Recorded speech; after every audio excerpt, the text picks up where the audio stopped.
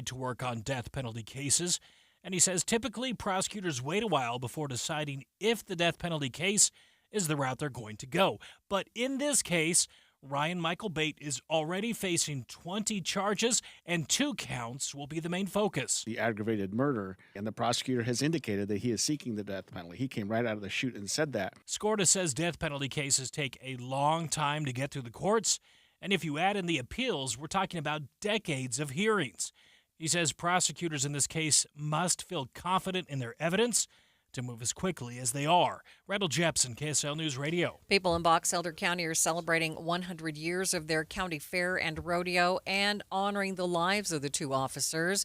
A moment of silence was held before the rodeo got underway. Tiffany Burnhope was there. That's the least we could do, is to be out and support them. At the parade, 2 horses with empty saddles passed by the crowds, filled with many people who personally knew Officer Eric Estrada and Sergeant Lee Sorensen personally, including Mary Privet. We need to find another way to say thank you to them all without it being a tragedy. Blue ribbons have also been placed around Tremonton in honor of the fallen officers. Governor Spencer Cox is responding to the outpouring of support from around the state. I'm just so proud of Utah and the way that the way that people have responded in Tremonton and Garland, of course, in Box Elder County, of course, Cache County, where Officer Estrada is from, but so much more than that. Every corner of the state, there's been an outpouring of love and support and a reminder of what truly matters in this life. And how grateful we are for law enforcement officers that put themselves into harm's way every single day. The governor says he's spent time with both officers' families, and the 2 truly embody the best of public servants. Utah leaders say a new tool could be the difference between life and death in domestic violence cases. KSL News Radio's Eric Cabrera is live in West Jordan with that story. Eric? Maria, the state's new lethality assessment protocol dashboard gives police real-time data within 15 minutes to spot when victims are most at risk of being killed by an intimate partner. For Lieutenant Governor Deidre Henderson, the issue's personal. Her niece Mandy was murdered 3 years ago last Sunday. Mandy's mother stood with her today, underscoring how high the stakes are. Representative Ryan Wilcox says it's not just about the victims, but about the ripple effects, pointing to the recent Tremonton tragedy. And at the back of my mind all week, ever since I read the report, has been, what should we have done differently then that would have prevented the loss of life of these officers now? Officials say more than 23,000 assessments have been conducted since the law passed, with over 60% showing lethal risk. They hope this new dashboard helps stop the cycle before more lives are lost. Live in West Jordan, Eric Cabrera, KSL News Radio. The Domestic Violence Offender Treatment Board actually petitioned for additional assessments for perpetrators in the Judiciary Interim Committee earlier this week. The board says it could possibly assist in sentencing. If there are certain behaviors that pop up, it is predictive of assault within the next 5 years for domestic violence population. Domestic Violence Program Coordinator Amy Hernandez says it's a way to see how dangerous the criminals are. The committee did not take action on the request. If you or someone you know is in danger, there is help available. A full list of resources is available on our website at kslnewsradio.com. KSL's top national stories. A New York appeals court is throwing out the nearly $500 million penalty against President Trump, but upholding the ruling. The court claims the penalty is excessive. ABC's Aaron Katursky says the legal process is not likely over. We haven't really heard from any of the main players. We heard from one of the attorneys who worked for President Trump at the time, Alina Habba, who is now in an acting capacity as the U.S. Attorney in New Jersey. She says that this was a win for President Trump, which it clearly is if he doesn't have to pay a $500 million, which he had to arrange in escrow. But it is not over, and we can assume that the Attorney General's office here in New York will likely appeal to the state's highest court. The original case says that the Trump Organization inflated the value of its assets. Other national stories KSL is following: that the Texas House passed new voting maps that could help the Republican Party pick up 5 seats in Congress. ABC's Jonathan Carl has the latest. Overnight, the Texas House of Representatives approved the controversial new voting maps designed to help Republicans keep control of Congress in next year's midterm elections. The new maps, which were drawn at the request of President Trump, are designed to turn 5 congressional districts in Texas that are now held by Democrats into districts that will likely be won by Republicans next year. A Senate vote on the maps could happen as early as tonight. First look traffic. What's going on, Ricky? We still have the final cleanup of this crash in Davis County, northbound I-15 at 5th West Bountiful. A right lane is still blocked. However, the delays are starting to ease. Ricky Meese in the KSL Traffic Center. KSL News Time, 12:05. I'm back to doing what I love and more. Thanks to the Good Feet store. Are you struggling with pain in your feet, ankles, knees, hips, or lower back? At the Good Feet store, we recommend having high-quality support in all of your shoes. Our personalized arch support system has helped countless people find relief, like Karen. Here is her Good Feet story. After I decided my pain was too much, and my doctor actually suggested that I do visit the Good Feet store. Pretty amazing when they put the arch supports in your shoe and you walk around and you realize there's not pain and you think, how can this arch support in my shoe make my back pain go away? But it works. And how can it make my knee pain go away? It was incredible. Come to the Good Feet store today and see what we can do for you. Good Feet arch supports are in stock and available in over 300 different styles and sizes. Thanks to the Good Feet store. Stop in today at the Good Feet store. This is the story of the one. As a safety manager at a manufacturing plant, he does everything he can to keep his coworkers safe. From finding ways to reduce risks to keeping safety supplies in stock. And for that, he relies on Grainger. Grainger offers a broad range of quality products and next-day delivery, so he can always play it safe. Call 1-800-GRAINGER, click Grainger.com, or just stop by. Grainger, for the ones who get it done. Progressive knows if you have to choose between everyday life and your RV, RV wins. What are you going to take the RV to the lake or clean out your closet? RV wins! Putting the dishes away or taking the RV camping? RV wins! Cleaning the fridge or taking a trip to the beach? RV wins! You might want to clean the fridge real quick because, mold. We clean out the fridge, then take the RV out. With Progressive, you can bundle your RV with your home or auto and save with a discount and spend more time enjoying those savings in your RV. Progressive Casualty Insurance Company, affiliates, and other insurers. Not available in all states and situations. Thank you for joining us for Midday. Recapping our top local story, prosecutors are going to seek the death penalty in the case against the man accused of killing 2 police officers in Tremont. It's a fast-moving case with his arraignment scheduled in about 6 months. KSL News Time is 12:08.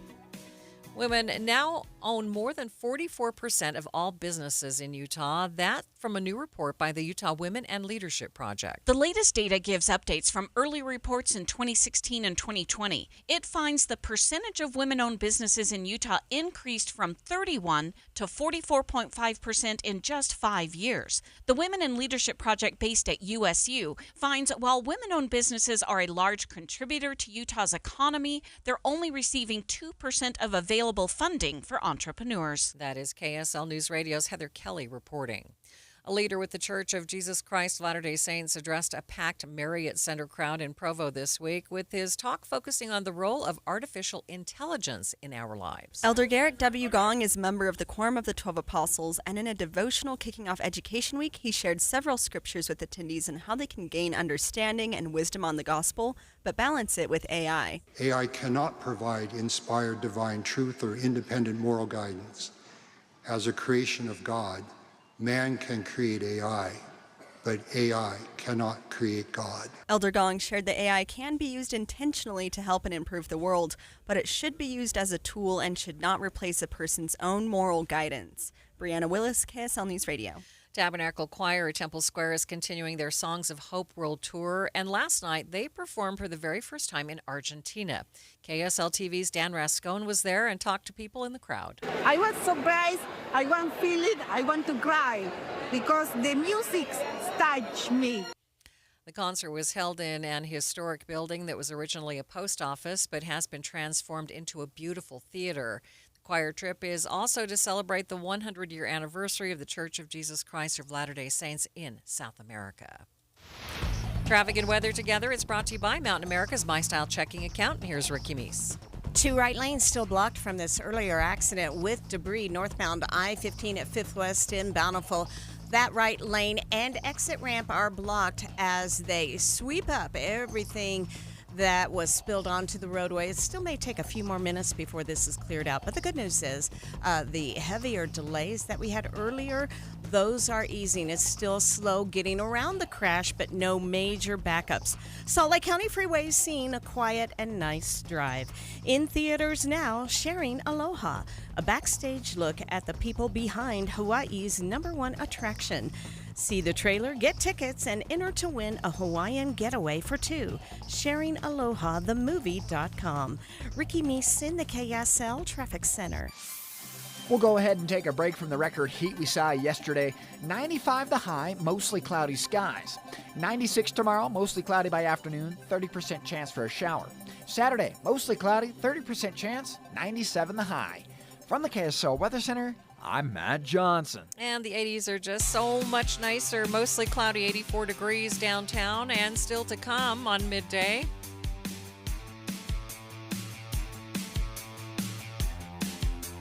Salt Lake Community College will be inaugurating its president tonight. President Greg Anderson has been working as the interim president. He will join me live coming up in just a couple of minutes.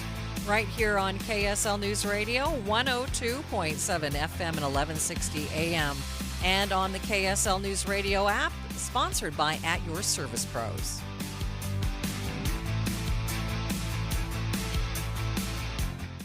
Everybody knows that exterior remodeling salespeople are all about the high-pressure sell. Am I right? Windows, siding, gutters, those suckers are going to twist your arm and get you to buy, or they won't leave your house at night. Tim Jr. here from RGS Exteriors, and I want you to know we don't have high-pressure sells. In fact, we don't even have salespeople. Nope. We have estimators. That's a huge difference. Estimators are trained to look at the entire scope of the project, to see and know if there are any problems like rotten wood, wood-borne insects, or construction issues specific to your house or your neighbors. Salespeople are more concerned about playing those silly price games. Buy one, get one free, sign today and get 40% off, as if they didn't just jack the price up to give you a fake discount. RGS Exteriors estimators are going to give you a great quote. No games, no tricks, no nonsense. Call RGS Exteriors to quote your exterior project. Our number is 801-280-3110 or visit us at rgsutah.com. That's rgsutah.com. You hear that? That's the sound of your business losing money. Legacy phone systems weren't built for today's teams. OpenPhone gives your business a smarter way to stay connected. OpenPhone lets you manage calls, texts, voicemail, and contacts all in one place so that you and your team can deliver a seamless customer experience from ring to...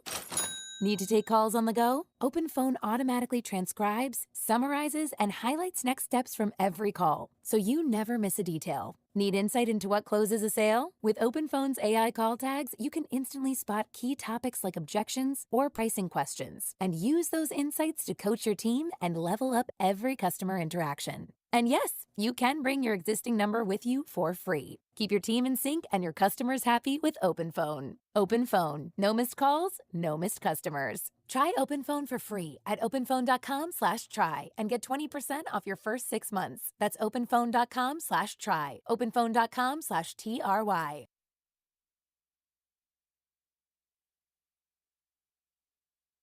Jeff Kaplan. I'm energized by breaking news. First of all, because it's right now, and second of all, because in many cases the audience needs to know. There's no more important service that we can provide, and I find it critically important to get more details to the audience as quickly as possible. There's nothing more energizing than that for me. Not at all. The most important thing we do is breaking news.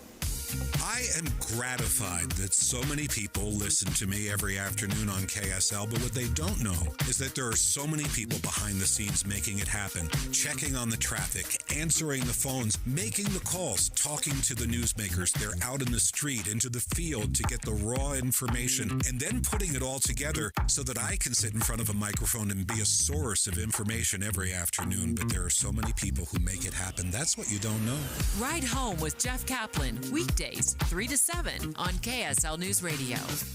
KSL News Time, 12:15. The three things you need to know this hour first. Prosecutors wasted no time saying they're going to seek the death penalty in the case against the man accused of killing 2 police officers in Tremonton.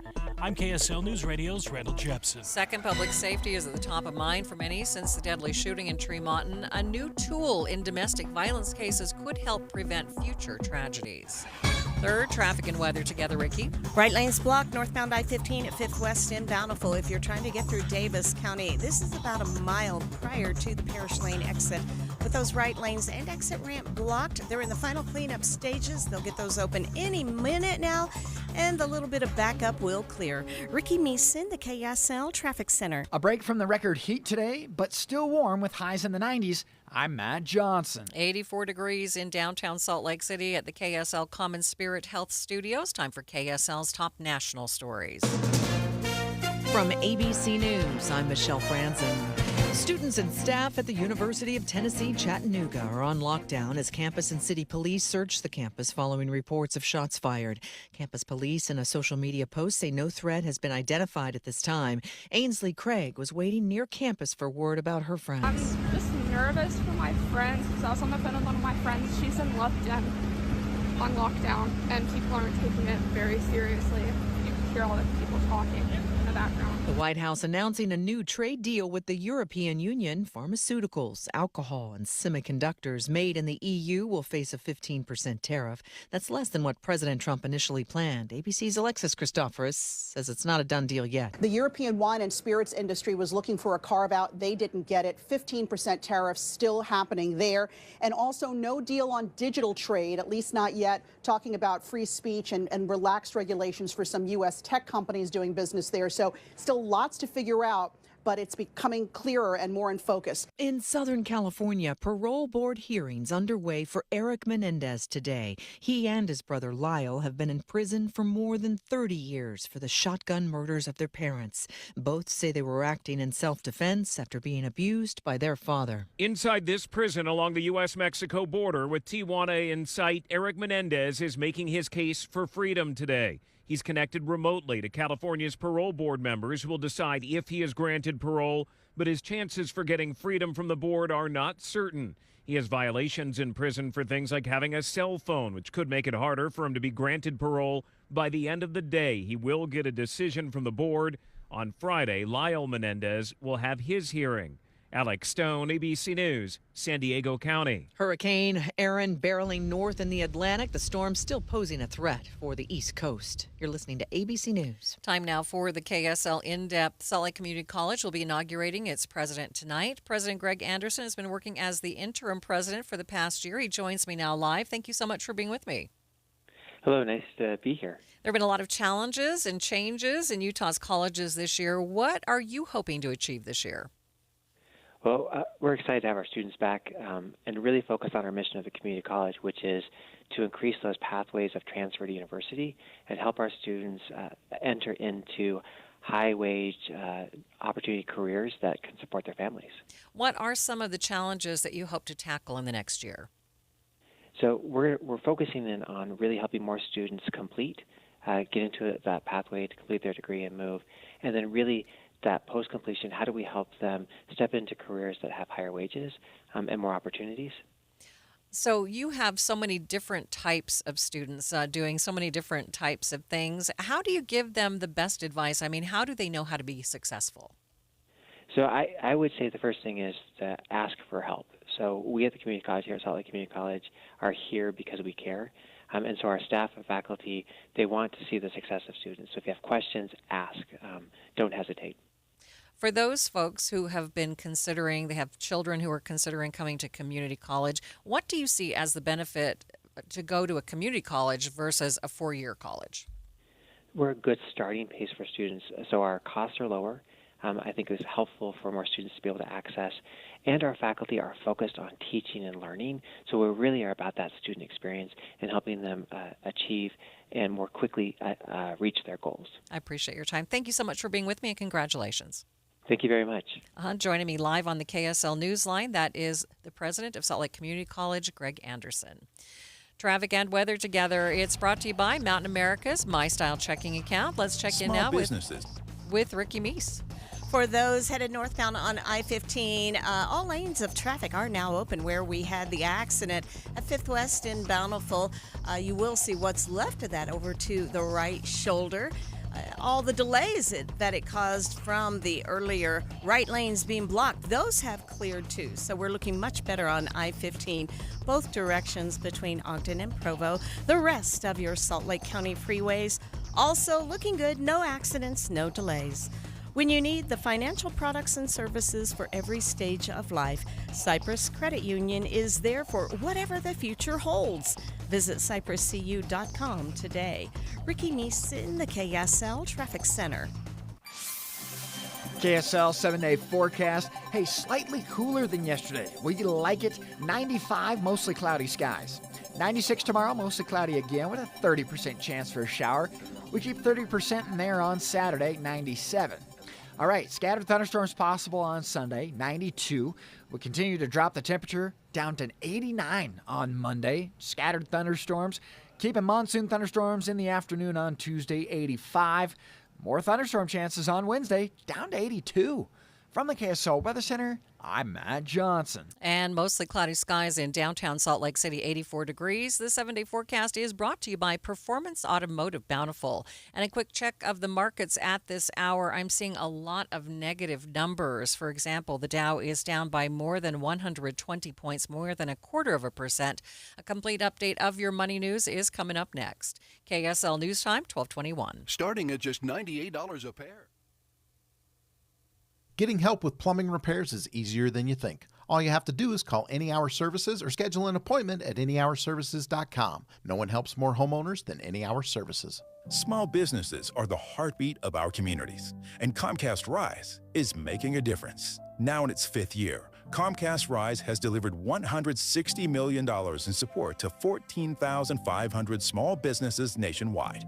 Being a Comcast Rise winner means big tools for small business and sets them on a course to succeed. Comcast has just announced 100 new grant packages for entrepreneurs designed to support small business nationwide and along the Wasatch Front, empowering them with technology makeovers, creative production, media schedules, educational resources, and $5,000 grants. Comcast Rise is proud to announce several Wasatch Front winners for 2025, including JFS IT Solutions, Michelle Leo Events, and Wicked Peel Pizza Kitchen. Comcast Rise, fueling growth, sparking innovation, and strengthening communities. Because when small businesses thrive, we all thrive. Visit ComcastRise.com to learn more. Ready to elevate your everyday? Quince has the luxe staples insiders swear by, minus the markup. From 100% European linen styles and 14-karat gold jewelry to gorgeous leather bags and elevated home finds, Quince has it all. And by partnering directly with top artisans and ethical factories, Quince delivers premium quality at half the cost of similar brands. Discover everyday luxury without the markup at Quince. Go to quince.com/style upgrade for free shipping and 365-day returns. Quince.com/style upgrade. Are you having trouble hearing? Hearing loss can devastate the quality of your life. Now, there's an affordable fix for you or your loved one. Rated the best hearing aids of 2025 by Forbes Health, Audion Hearing has the highest quality hearing aids at the lowest prices, starting at just $98 a pair. I actually like them better than my old $5,000 hearing aid. I could not believe how my hearing and life changed. Join over 1 million happy customers by going to audionhearing.com. That's AUDIEN hearing.com. KSL News Time, 1224. Work trends are changing, and it's now more acceptable to leave early, but not to get there late. KSL News Radio's Alexandria Bonilla has more. It's gotten a lot easier to work from home since the pandemic, so working in the office less has become more acceptable. But the Wall Street Journal says it does matter when someone is in the office.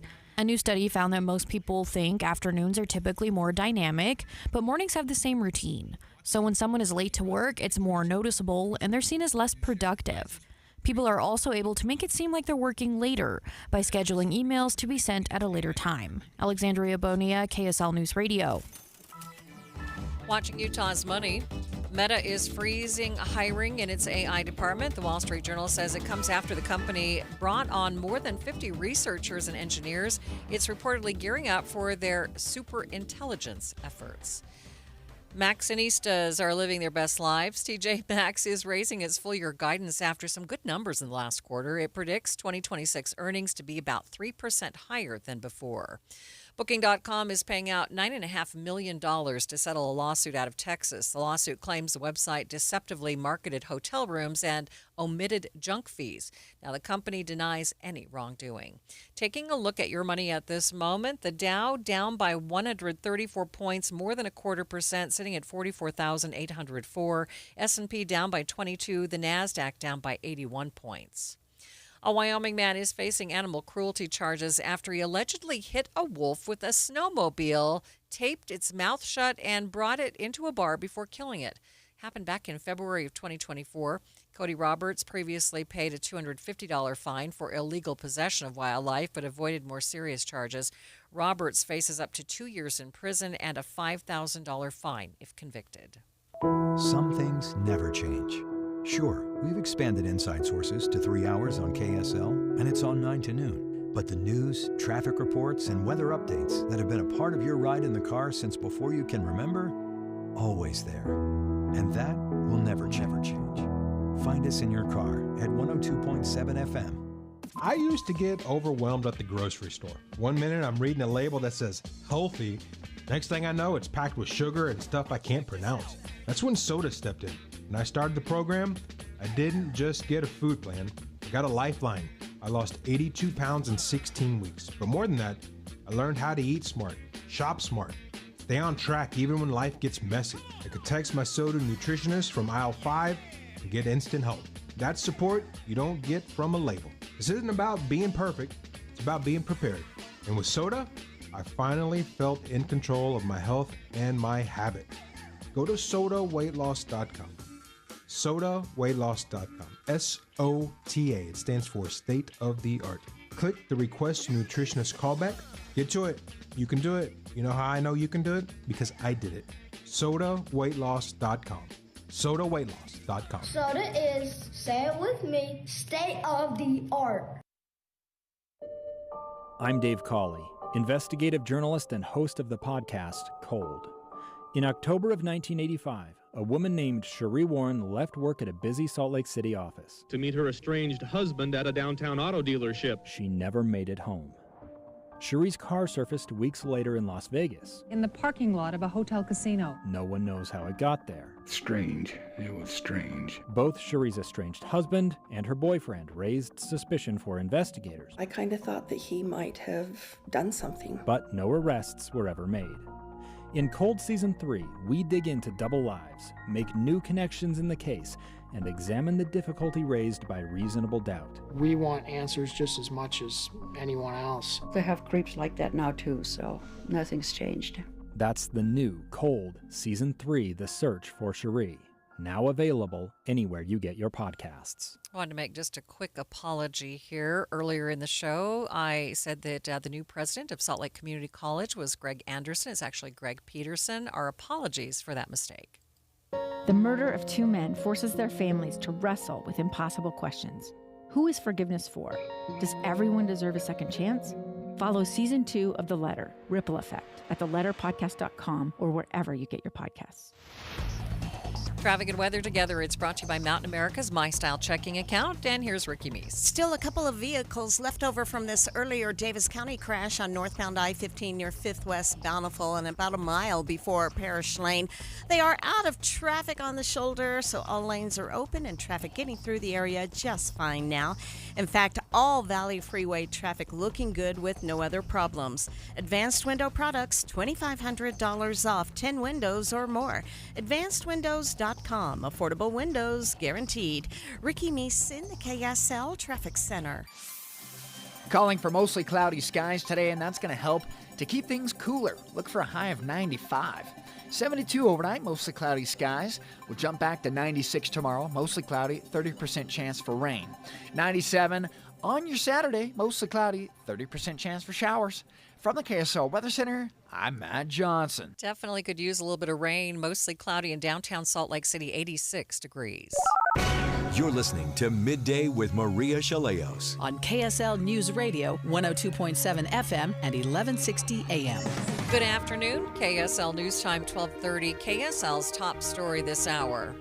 Ralph Menzies' attorneys were in court again today. They are now asking the Utah Supreme Court to put his upcoming execution on hold. KSL News Radio's Adam Small was in the courtroom. Ralph Menzies' attorneys told the justices his dementia is too progressed for him to be executed under the cruel and unusual punishment standards set by the 8th Amendment of the U.S. Constitution, though a lower court judge previously found him competent to be executed, and the Board of Pardons and Parole recently denied his request for a lesser sentence. Menzies is scheduled to be put to death by firing squad on September 5th, but now it's up to the justices to decide whether or not to stop those plans. Matt Hunsaker, the son of the woman Menzies murdered in 1986, was in the courtroom today as well. We don't execute Menzies on the 5th. I don't think they're going to execute him. That's all I have to say about any of that questions. If he's not executed on the 5th, they're not going to execute him. If the execution does proceed, Menzies will be the first inmate executed by firing squad in Utah since 2010. At the Matheson Courthouse in Salt Lake City, Adam Small, KSL News Radio. Governor Spencer Cox is also responding to Menzies' attorneys who say he should not face the death penalty because of his dementia. I can tell you that there is nothing more thorough than the death penalty process in our country. There are so many levels and layers of appeals and opportunities there. And so if those appeals are denied because the evidence does not support an allegation of dementia, then we will move forward as required by law. He says he trusts the board and the process to make the right decision. The head of the Salt Lake City Police says the number of arrests that they are making is up significantly, but they are also seeing an increase in some forms of violent crimes. Police Chief Brian Redd told lawmakers yesterday overall crime in the city is down, but they are seeing more crimes like assault and robberies. He thinks it's because they are making it harder for people to find cheap drugs, which is causing some to lash out at others. Those are some concerns that we have that we're addressing, but we think over time that will settle back down, we're hoping. He also says they're working to find ways to get low-level offenders out of the cycle of being arrested over and over again so that they can free up more resources and help people in the long run.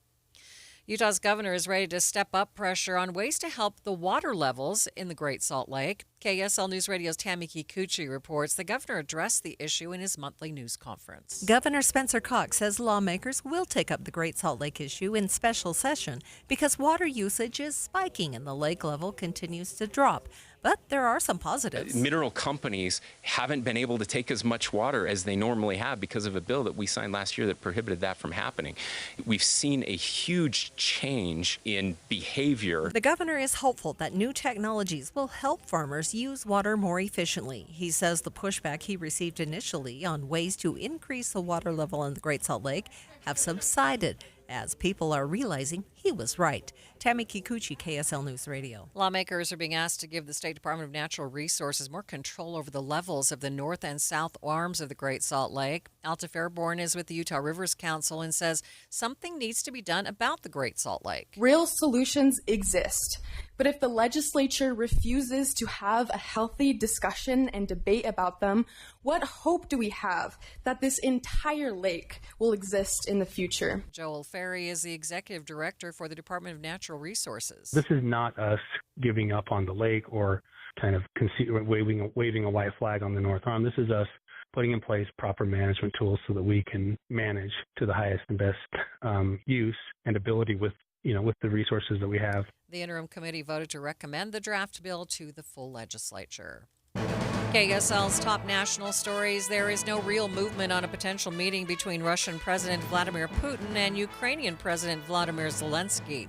It comes as Russia unleashes another attack on western Ukraine. More from ABC's Patrick Reevil on how the U.S. may choose to escalate Ukraine's military capabilities. One thing that gets bandied around is whether President Trump might authorize, for example, Tomahawk cruise missiles, which would be a dramatic escalation. They're the sorts of missiles that could hit Moscow. I think the Russians would make a huge amount of noise if that were to be permitted. They would say, I think President Putin already has indicated that he would potentially respond with nuclear weapons against Ukraine. I think most people think that he's usually bluffing when he makes these threats, but certainly it would be a very dramatic escalation. Zelensky says he believes that Russia is trying to stall progress.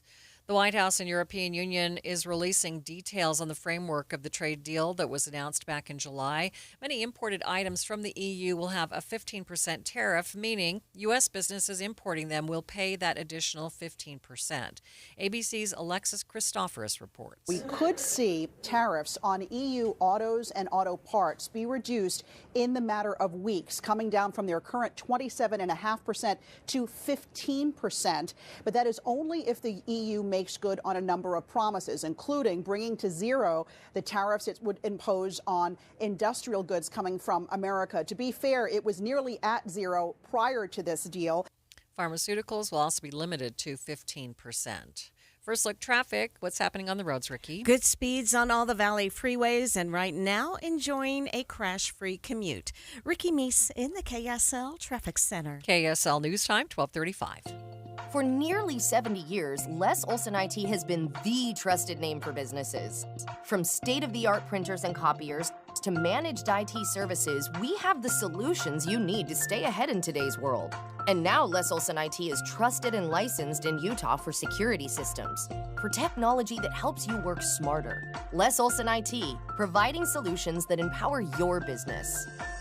Les Olson IT. A 15-year-old girl who chewed through a rope to escape a serial killer. I used my front teeth to saw on the rope in my mouth.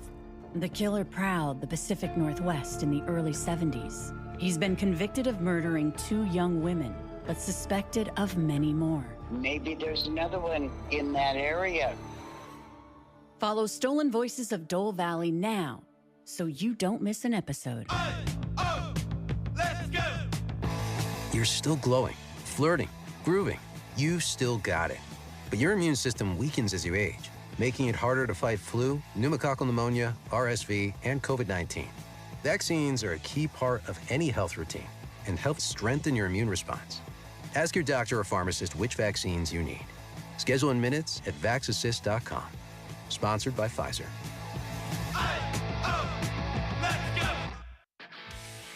This is the story of the one. As a lineman, he does whatever it takes to keep the power on in his community. And he wants a partner like Grainger who does the same. Grainger offers the professional-grade products he needs, from voltage detectors to harnesses to hard hats, plus fast, dependable delivery, so he can rise to every challenge. Call 1-800-GRAINGER, click Grainger.com, or just stop by.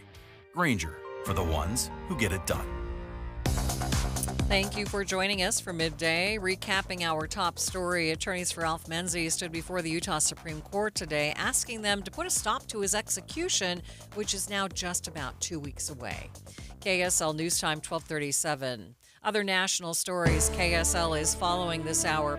Hurricane Aaron's impacts are expected to be felt through the end of the week along the East Coast. Beaches here in Seabright closed to swimming in the shadow of lower Manhattan, but it's not just the ocean that's a concern in this tiny borough. It's on a barrier island, and with the ocean on one side, the Shrewsbury River is less than a mile away to the west. During Hurricane Sandy, this entire borough flooded. Rebuilding in the 13 years since Sandy is focused on making things higher. Flooding is not expected to approach the devastation of Sandy, but with coastal flood warnings in effect, people here are ready. Brian Clark, ABC News, Seabright, New Jersey. New research shows that privately managed forest land has a much higher risk for huge wildfires. The University of Utah says trees and other shrubs and bushes packed closely together make it extremely easy for fires to start and quickly spread.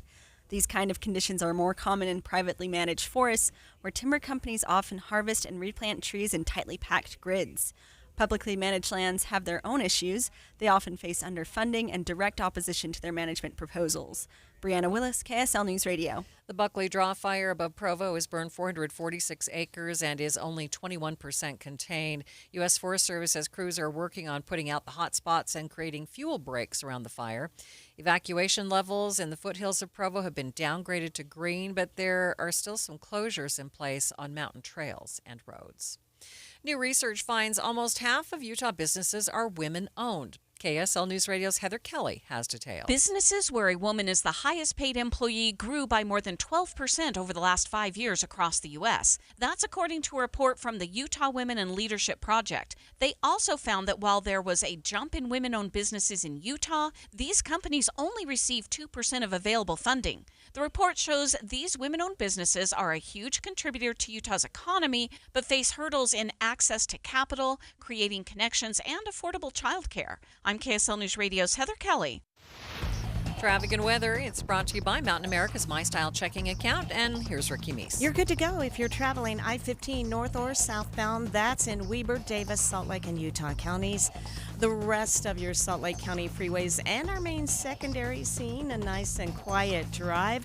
No problems reported there. And the downtown city streets. If you're out to grab a bite to eat for your lunch hour, we're seeing a lighter commute than normal on many of those surface streets and no problems reported. Ricky Meese in the KSL Traffic Center. Alrighty, the thermometer drops a little bit today, down to 95, mostly cloudy skies. 96 tomorrow, mostly cloudy with a 30% chance for a pop-up rain shower. 30% chance again on Saturday, mostly cloudy, and 97. From the KSL Weather Center, I'm Matt Johnson. Mostly cloudy in downtown Salt Lake City and 88 degrees. And coming up on Midday, we'll take a look at KSL TV's new series looking into cold case homicides. That's straight ahead, streaming live at KSLNewsRadio.com and on the app for KSL News Radio. We are Utah's news, traffic, and weather station.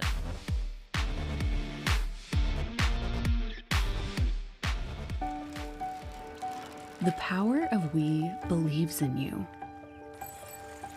It advocates for you. It completes your circle.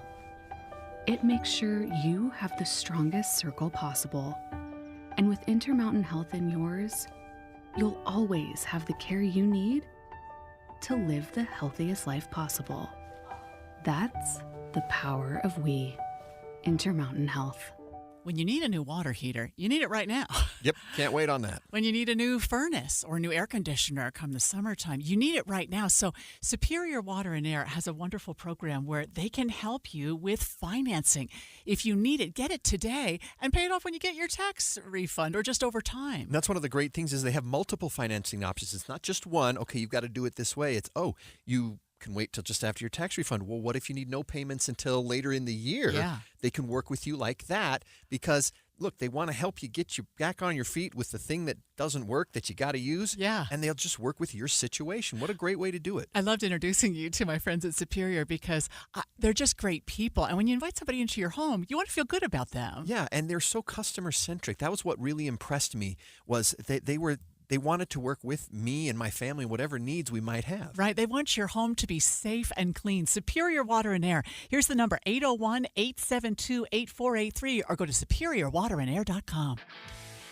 This is the story of the one. As a lineman, he does whatever it takes to keep the power on in his community. And he wants a partner like Grainger who does the same.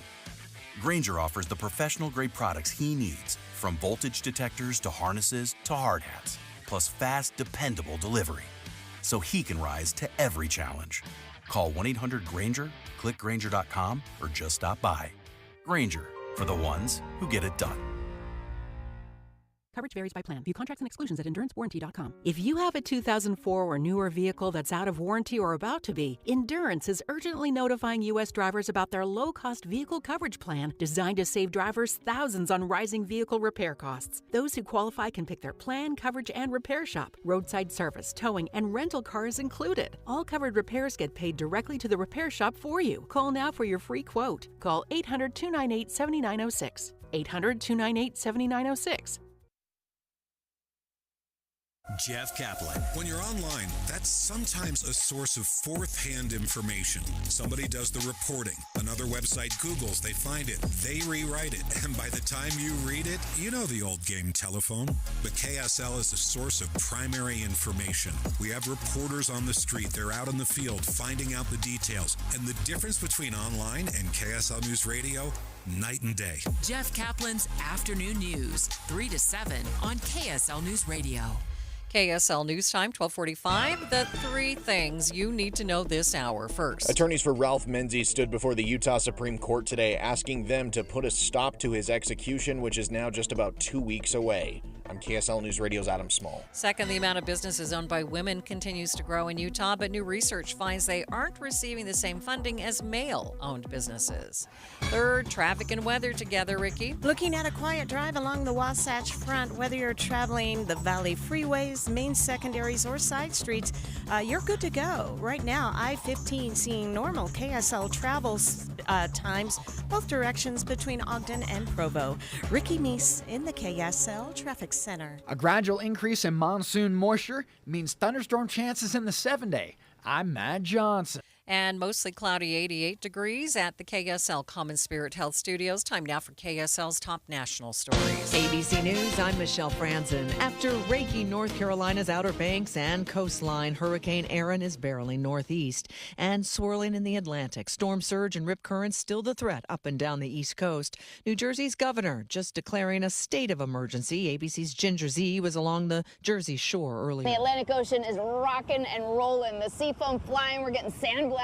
And those waves have been up to 10 feet, and that is for now. By tonight, things are going to be crashing almost double that. Some of them could be 15 to 18 foot high. The civil fraud judgment against President Trump and his family business has been thrown out by a New York appeals court. President Trump calling it a total victory. New York's Attorney General says they'll appeal. The White House announcing the U.S. and European Union have reached a tentative deal on some key imports, including alcohol, semiconductors, and pharmaceuticals, all facing 15% tariffs. On Wall Street, stocks are trading lower. This is ABC News. Time now for the KSL In-Depth. It's been over 8 years since a chilling double homicide in Ogden. Video surveillance captured 3 masked suspects looking into the home. Those individuals have never been identified, and the case has gone cold, leaving the families waiting for answers. KSL TV's Andrew Adams reports. I don't know what's going on. December 9th, 2016. 3636 Ogden Avenue. A call came into 911. The neighbor down the street just came over and told me that his roommate was just shot. And South Ogden police made a gruesome discovery inside this home. Another crime scene. I think we got 2 down. There was 2 people that had been shot and were deceased. Officers said a third victim outside the house was also shot, but survived, and a 4th person who was inside escaped to get help. It's chaos with the amount of victims that you have. Out of the chaos emerged evidence. We found shoe prints in the backyard. And surveillance cameras captured an unnerving scene. 3 masked suspects lurking in an alley, watching the home for well over an hour prior to the shooting. They would go look inside Kyle's house. It's like they were stalking him. You see him in the video with guns. They're pointing at the house. Though investigators in the days that followed pleaded for help in identifying the 3 suspects. We have people who've been murdered, and that's where our focus is going to remain. The trail eventually went cold, despite hundreds of leads, leaving the families of Kyle Van Komen and Kevin Nelson without answers. This chilling nighttime surveillance video is now getting a fresh set of eyes through the Weber Metro Cold Case Task Force. That just sinks your heart because you ultimately know what's going to happen. The new detective on the case believes the killers were after something that night in 2016. And that they went in there to get it. If only she knew what the motive was. And it's very peculiar. It's creepy, disconcerting. You know, they're watching people inside a house that they ultimately end up killing. That is KSL TV's Andrew Adams reporting.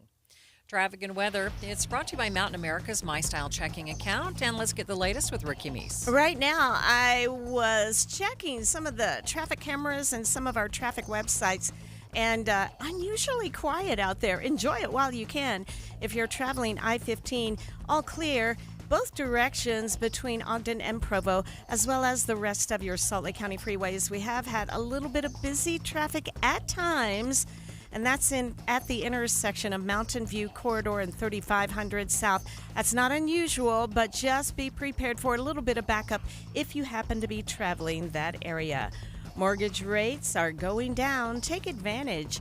Visit loansbyrick.com at Vintage Lending. Loansbyrick.com. NMLS 241179, Equal Opportunity Lender. Ricky Meese in the KSL Traffic Center. KSL 7-day forecast. I got a 95 in there for you, mostly cloudy this afternoon. 96 tomorrow, mostly cloudy, 30% chance for rain. 30% chance again on Saturday, but 97. Cooling to 92 on Sunday, chance for thunderstorms. Scattered thunderstorms on Monday, Tuesday, and Wednesday of next week, with highs only topping in the 80s. From the KSL Weather Center, I'm Matt Johnson. And it's mostly cloudy, 88 degrees in downtown Salt Lake City. And the 7-day forecast is brought to you by Performance Automotive Bountiful. We'll check your money news coming up next. Isn't it time to really do something for yourself? If you've been thinking about taking off the extra pounds but have been reluctant because you've had a hard time losing weight in the past, or you just haven't had enough time, I want to tell you about Salt Lake City Fat Loss. The reason this program has worked so well for me is it fits into my busy schedule, and for the first time I didn't have to work out for more than an hour a day to take off all those pounds. I've lost 40 pounds with this great program. Many people lose up to a pound per day, and it's an all-natural program. There are no injections, surgery, pills. You don't have to worry about any of those side effects. And it's a lot less expensive than other programs because you don't have to buy any extra things like bars and things like that.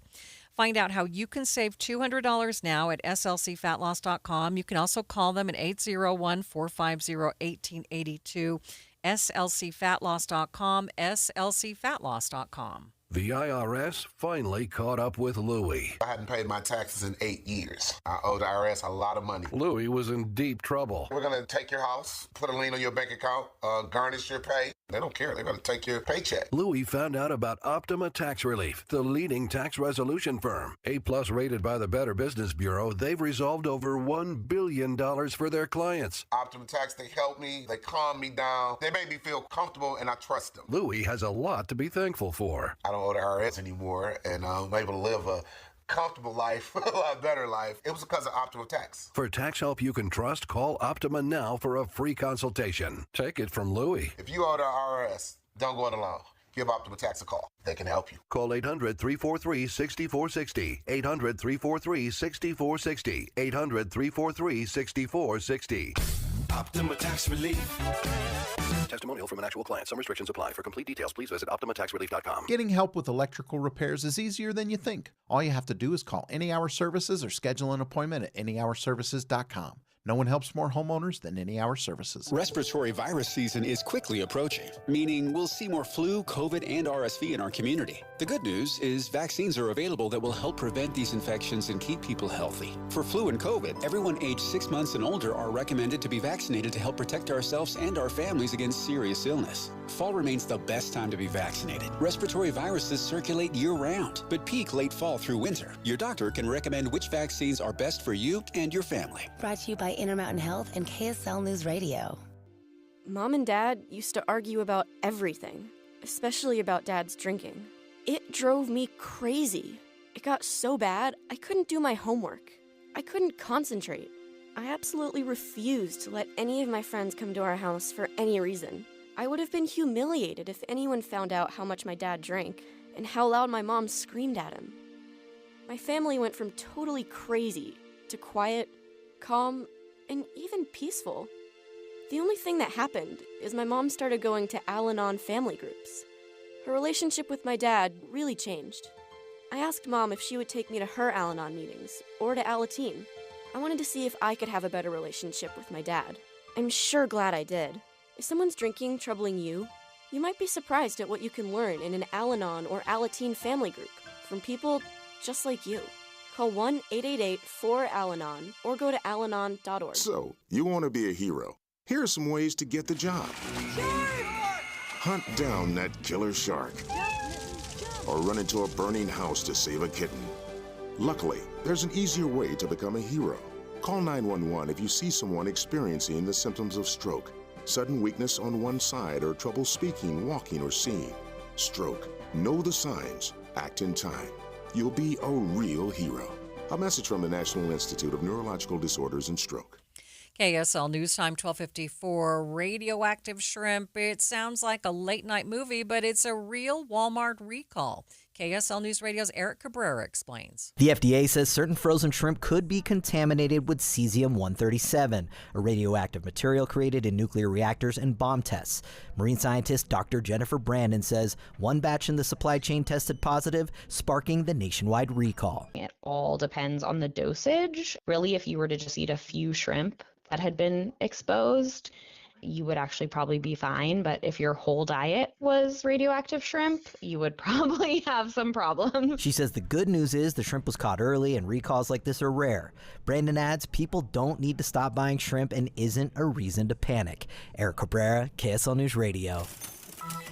Watching Utah's money, Starbucks is expanding their menu in the wake of the wellness boom. The chain is launching new coconut water drinks with matcha cold foam or cold brew. Comes after Starbucks released a new healthier protein cold foam. Johnson & Johnson will reportedly invest $2 billion in a North Carolina manufacturer. Reuters reports it's part of the company's goal to beat drug import tariffs and expand U.S. manufacturing. ESPN's new streaming service is set to release today. ABC News reports it will also come with new AI features that include a sports center for you and will have personalized videos, as well as a feature that mimics the voice of TV anchors. And taking a look at your money at this moment, the Dow is down by 129 points, more than 0.25%, sitting at 44,806. S&P down by 24. The NASDAQ is down by 81 points. Brooke Hogan, Hulk Hogan's daughter, is questioning the nature of her father's death. He died back in July from what the medics say was a heart attack. Brooke posted a long statement on her Instagram story about her father, saying that she got multiple calls from police, nurses, and other professionals saying that she needs to see body cam footage of the day of his death and that they have information that could potentially change the narrative. She says looking into his death is the responsibility of her dad's wife and that she has no control. An update of your drive coming up next. KSL News Time, 12:56. Did you hear? A recent stash of $10 gold Liberty coins from the 1800s has been found. These gorgeous gold coins are as bright and shiny as the day they were struck in the late 1800s. And less than 200 of these gold coins are available. Coin experts are calling this gold find an incredible opportunity. Call 1-800-917-4635 and you are guaranteed a $10 gold Liberty coin minted by the U.S. Mint in the 1800s. But with extremely limited availability, you must call now. These gold Liberty coins from the 1800s are still in uncirculated condition. That is history you can hold in your hand. To learn more, call 1-800-917-4635. Call now and you'll receive a free American Coin Collector's Bonus Package, a $40 value, free with every order. Call 1-800-917-4635 now to secure your $10 gold Liberty coins dated from the 1800s before they sell out. That's 1-800-917-4635. You know that thing called AI? Supposed to make the workplace super efficient? Well, there's something better. DI, Delicious Intelligence. It's tech that helps make work efficient and yummy. Leading the DI revolution, EasyCater, a workplace food platform that connects you to tons of favorite restaurants with tools to save time and stay on budget. Need tacos for $20? Falafel for $40? A variety of vegan breakfast sandwiches? Now that's a tasty prompt. Join the DI revolution. Order now at easycater.com. You're still glowing, flirting, grooving. You've still got it. But your immune system weakens as you age, making it harder to fight flu, pneumococcal pneumonia, RSV, and COVID-19. Vaccines are a key part of any health routine and help strengthen your immune response. Ask your doctor or pharmacist which vaccines you need. Schedule in minutes at vaxassist.com. Sponsored by Pfizer. Are you thinking about buying medicine online? A search for online pharmacies yields more than 20 million results. But which ones can you trust? Medicines bought from unlicensed online pharmacies can be dangerous. You may get a fake drug, your condition may get worse, or you may experience a bad reaction. Don't put your health at risk. To learn how to find an online pharmacy that's safe and legal, visit fda.gov/BeSafeRx. A message from the U.S. Food and Drug Administration. Traffic and weather together. It's brought to you by Mountain America's MyStyle checking account. Let's check in again with Ricky Meese. All clear on the Valley freeways. No accidents, no delays. Now you still have lane restrictions with road work. And that's from SR 36 to go eastbound on I-80. That's been there for a little bit. The difference today is there are no delays or backups. Ricky Meese in the KSL Traffic Center. So nice not to see the triple digits in our forecast, at least for the next 7 days. Today's high 94. It looks like by next week, though, we will have highs in the mid-80s. By Wednesday of next week, a high in like 82 degrees. And it looks like a good chance of showers by the weekend. Slight chance today, but by Saturday and Sunday, a 40 to 50% chance of showers. Right now, 88 degrees in downtown Salt Lake City.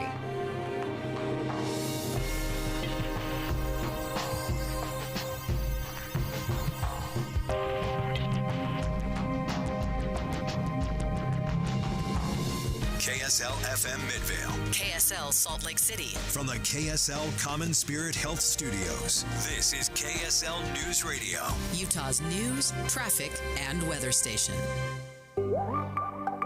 As calls continue for the Utah Senate president to resign, Governor Spencer Cox is speaking out for the first time in defense of what President Stuart Adams has done. I think it was appropriate for the top person in the Senate not to weigh in on this bill, which is exactly what happened. So he did nothing wrong here.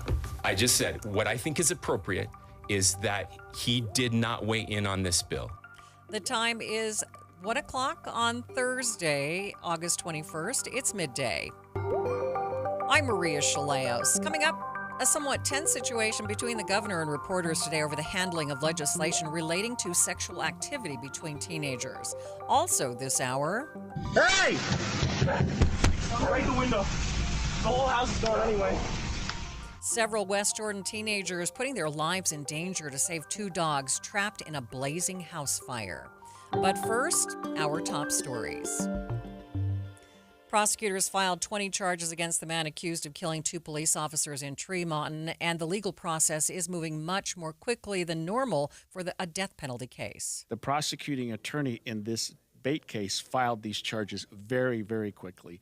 And he doesn't have to announce that he's seeking the death penalty until after the arraignment. He announced it when he filed the charges. We're probably 6 months from the arraignment, but he announced it right out of the chute. KSL legal analyst and Inside Sources host Greg Skorda says the aggravated murder charges against Ryan Michael Bate will be the focus of the upcoming court case.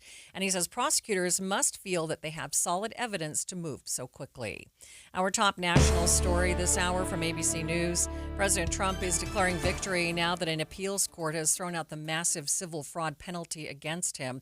The court upheld other punishments, such as banning Trump and his 2 eldest sons from serving in corporate leadership for a few years. The decision altered a verdict that stood to cost Mr. Trump more than $515 million and rock his real estate empire. University of Tennessee, Chattanooga is in lockdown. In a social media post, the Chattanooga Police Department says officers are working with campus police to confirm reports of shots fired. Authorities say they are completing a search of the campus, adding that no threat has been identified at this time. I'm just nervous for my friends because I was on the phone with one of my friends. She's in lockdown, and people aren't taking it very seriously. You can hear all the people talking in the background. Ainsley Craig is on that campus. Other national stories KSL is following. After filing for bankruptcy for a second time in 7 years, jewelry retailer Claire's gets a lifeline. ABC's Jacqueline Lee has details. It looked like more than 1,400 stores would close across the country. But we have some good news. The company has entered into an agreement with a buyer who is an affiliate of Ames Watson, a private holding company that will keep as many as 950 U.S. stores open. This move also preserves thousands of jobs that would have been lost. ABC's Jacqueline Lee. Your money at this moment, the Dow down by 110 points, just under 0.25%, sitting at 44,828. S&P is down by 18 points. The NASDAQ is down by 58 points. Traffic and weather, it's brought to you by Mountain America's My Style checking account. And here's Ricky Meese. Crash-free, delay-free on your Valley freeways. And if you are traveling higher elevations, I-80 in Parleys to Evanston, as well as the canyons and Provo Canyon, all seeing a quiet drive. No matter the weather, your feet can feel fantastic. Find the Good Feet location nearest you at goodfeet.com. Ricky Meese in the KSL Traffic Center. Cooler temperatures and rain in the forecast in the 7-day forecast. Today, just a 20% chance of showers and a high of 94. By Sunday, though, 40% chance of showers. On Monday, we're going to be down into the 80s with a 50 and 60% chance of showers.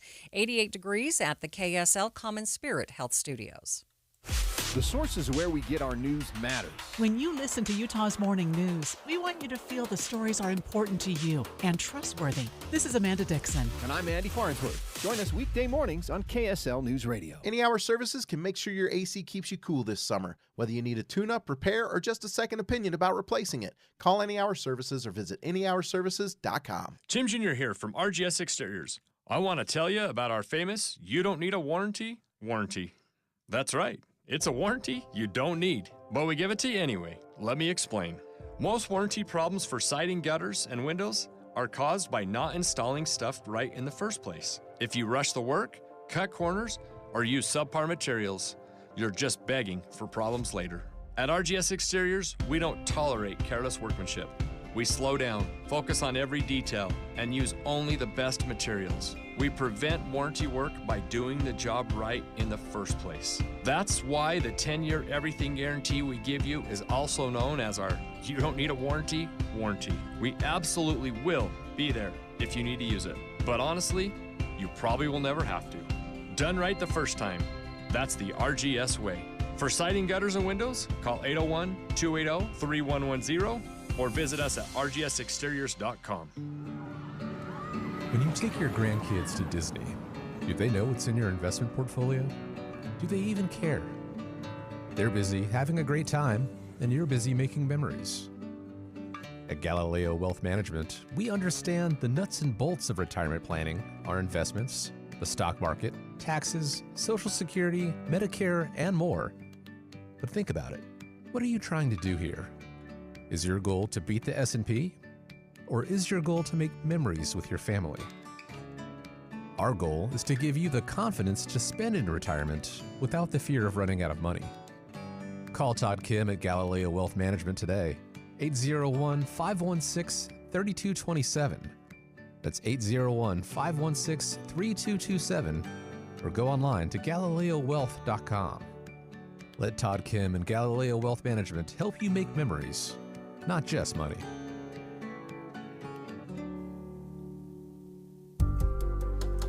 Calls for Utah Senate President Stuart Adams' resignation continue today. Thanks for tuning into Midday. I'm Maria Shilaos.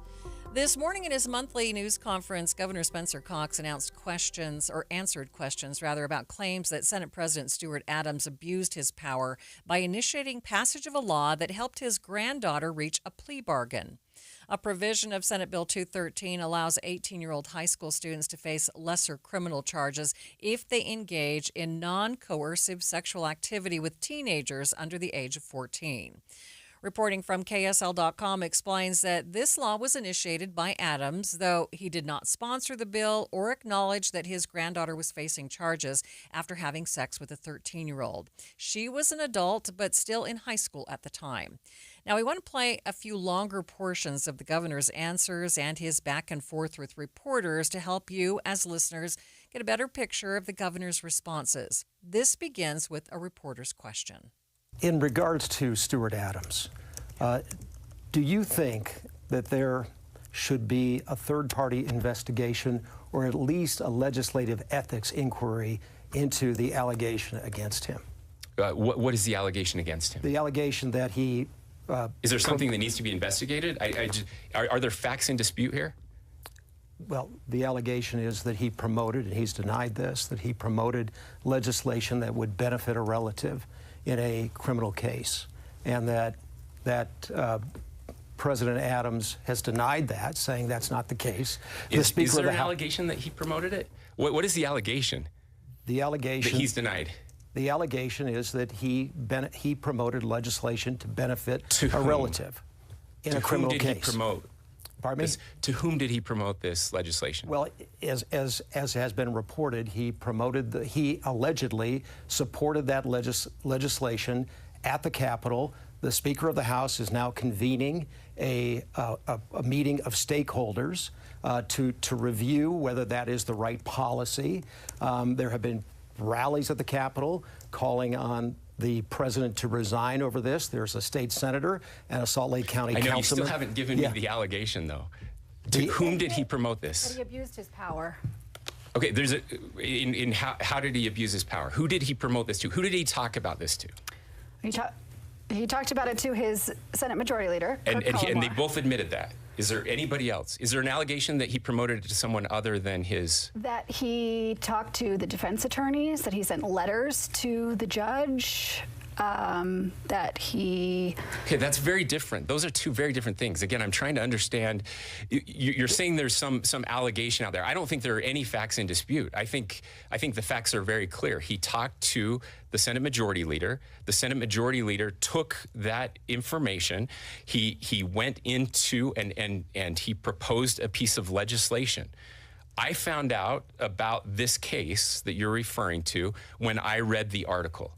The Senate president never talked to me about this. I learned about it in the Salt Lake Tribune when Robert Gerke wrote that article. The governor was then asked if he believes a third-party investigation into the incident is appropriate. The governor saying there's nothing to investigate. So the question is, should he have told me about it? Should he have leaned on me? I would love to read the Salt Lake Tribune story about what would have happened if he had done that. I can only imagine how people would have reacted if he had done that. Look, there have been times in my term as governor when I've been so mad at Stuart Adams that I couldn't see straight on certain bills, and that has happened a couple of times. I can tell you that this is not one of those times. I'm very grateful that I had no idea that this was impacting someone in his family, his granddaughter's family, because it may have changed the way I reacted to the bill. And let me also be clear, anybody who says they didn't know what was in that bill is lying to you, or they're a terrible legislator. This was not something that was hidden at all. This idea that this was something that was put in a bill at the last minute is absolutely not true. It's fundamentally not true, and it's verifiably not true. Now, the bill did come out late in the session.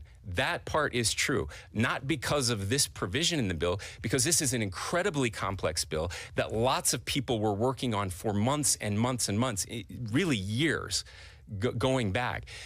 This provision was talked about multiple times. I knew this provision was in there, and so did every other legislator who read the bill. It was in the short title. It was brought up in every committee hearing. It was actually asked about on the House floor during the debate. So there is no controversy about whether people knew this was in the bill or not. The only question I have is this the right policy? And this is a really tough one, guys. This is a hard one. You have kids in high school being treated differently depending on where their birthday falls during the year. And if their birthday falls in May instead of June, then they get treated the same as a 50-year-old who had a sexual relationship with a 13-year-old. And that's the question. Is that fair? Some people think that is fair. That something magical happens the minute you turn 18 and you are an adult, and what you do should be treated the same. The legislature debated this, and before the legislature, we had these groups together working on these policies, giving their input when this came forward. And when it was presented to me, I paused on it. I had to ask myself, is this the right policy? It makes sense, I think, to treat 17 and 18-year-olds, and let me be clear, to give the judge the opportunity. This is not mandated in law, but to give the judge the opportunity to treat an 18-year-old the same as a 17-year-old instead of a 50-year-old. So the only question I had for me is this the right policy? And it was a close call. Maybe it's not the right policy. Maybe now that we have an opportunity to reflect on it, maybe it doesn't go far enough or it goes too far. And that's what we do. That's the process. Every single legislator has experiences in their life where they see something that they feel may be unjust, and that influences the way they bring legislation to the table. Again, I have lots of reasons to get upset with Stuart Adams. This was not one of them. I'm really grateful he never talked to me about it. The governor was pressed further on his opinions on the law itself, and he says there's a lot of nuance in the rule changes. I also want to be clear, and this is the part where I think nuance is completely lost. This doesn't let them off the hook with a slap of a hand. Still a third-degree felony. This is serious, serious stuff we are talking about. And in this case, again, the law didn't even apply to his granddaughter. So look, guys, there are no easy answers to this one. But I'm just grateful that Stuart Adams did not bring this to my attention, that I signed the bill based on the policy. I will say it's very fascinating to me that the very people calling for his resignation actually support the bill. Let's move on. Next question. I do want to clarify, though. Do you think, if you were in Stuart Adams' position, do you think he acted inappropriately? Do you think it was proper for someone in the top position of the Senate to weigh in on the outcome of this bill? I think it was appropriate for the top person in the Senate not to weigh in on this bill, which is exactly what happened. So he did nothing wrong here. I just said what I think is appropriate is that he did not weigh in on this bill. And I can only imagine what you would have written, Emily, if he had. Governor Spencer Cox there answering questions during his monthly PBS News conference about allegations that Senate President Stuart Adams abused his power to get certain legislation passed dealing with non-coercive sexual acts between 18-year-olds and younger teenagers. During his monthly press conference today, the governor also addressed the tragic shooting this week of 2 police officers and a sheriff's deputy in Tremonton. The governor saying the aftermath of this situation shows how Utahns step up.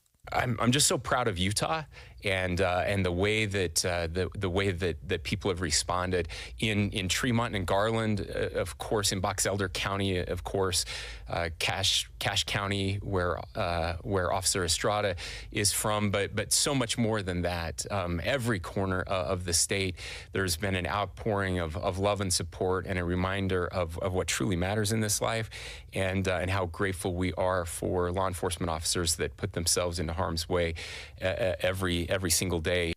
Speaking of that tragic case, prosecutors have now filed formal charges against the man accused in the shooting deaths of the 2 Tremont and Garland police officers. Attorneys have filed 20 total charges against Ryan Michael Bate, including 2 counts of aggravated murder. Court documents claim that Bate killed the first officer when he was running to help his wife. They then say he shot the second officer as he was running to help the other officer lying on the ground.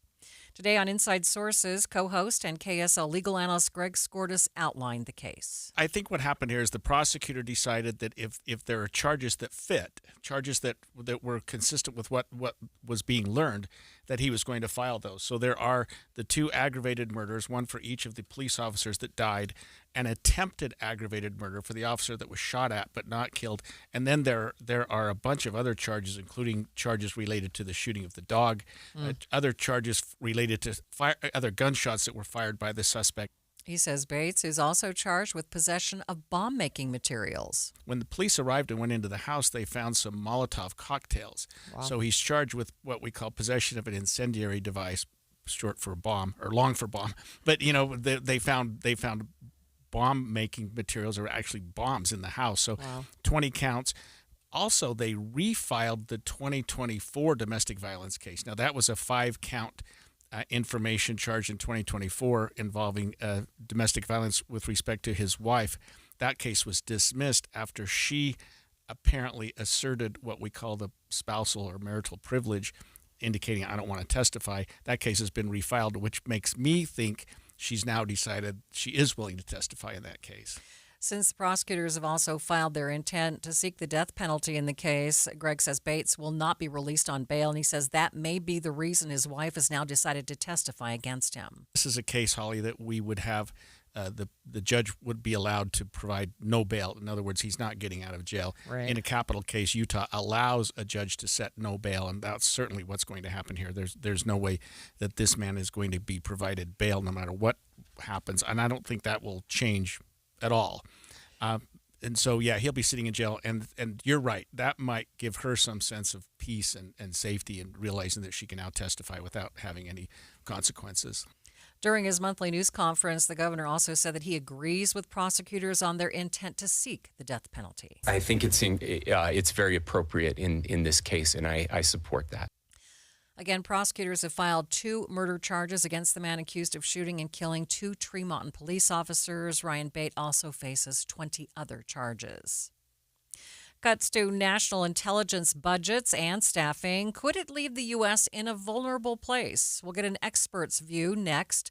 But first, it's KSL Traffic, brought to you by Mountain America's MyStyle checking account. Ricky? We do have a few different vehicles involved in an accident in West Valley. It's being reported on the westbound side of the 21st South Freeway approaching Bangerter Highway. Looks like everybody is out of traffic on the shoulder. And in the Sugar House area, cleanup of a crash at 7th East Wilmington Avenue. That's about 2200 South. Ricky Meese in the KSL Traffic Center. Some things never change. Sure, we've expanded Inside Sources to 3 hours on KSL, and it's on 9 to noon. But the news, traffic reports, and weather updates that have been a part of your ride in the car since before you can remember, always there. And that will never change. Find us in your car at 102.7 FM. I am not a rich woman, but I feel like a rich woman every time I go in my closet. The best, hands down, present I've ever received was my husband secretly redid my closet with Closets by Design. So now when I go in there aren't all these shoes just junked on the floor. They're neatly sitting on their shelves. And my necklaces are hanging on their individual hooks, and earrings are in their little squares in this soft drawer that pulls out. It's just gorgeous. In fact, he saw how much I loved it. He had Closets by Design redo the garage. So now all the stuff, the tools, the toys, the junk is all in cabinets. When you open our garage door, you see cars. That's it. It's amazing. The things that Closets by Design can do, and it's going to save you money right now because you get up to 40% off plus an additional 15% off with 18-month financing. You can do so much with your closet, much more than you realize, with this wonderful Utah company, Closets by Design. Find out more at 1-800-BY-DESIGN or closetsbydesign.com. There's a photo my wife took of me, sitting crisscross on the floor playing Legos with my boys. Might not sound like much, but back in 2020, I couldn't get down there without pain, let alone enjoy it. After 16 weeks on soda and 82 pounds gone, that picture means everything. It's proof that I'm not just present in my kid's life, but I'm active, engaged, and I'm healthy. Soda didn't just give me a plan. It gave me a partner, a personal nutritionist who helped me every step.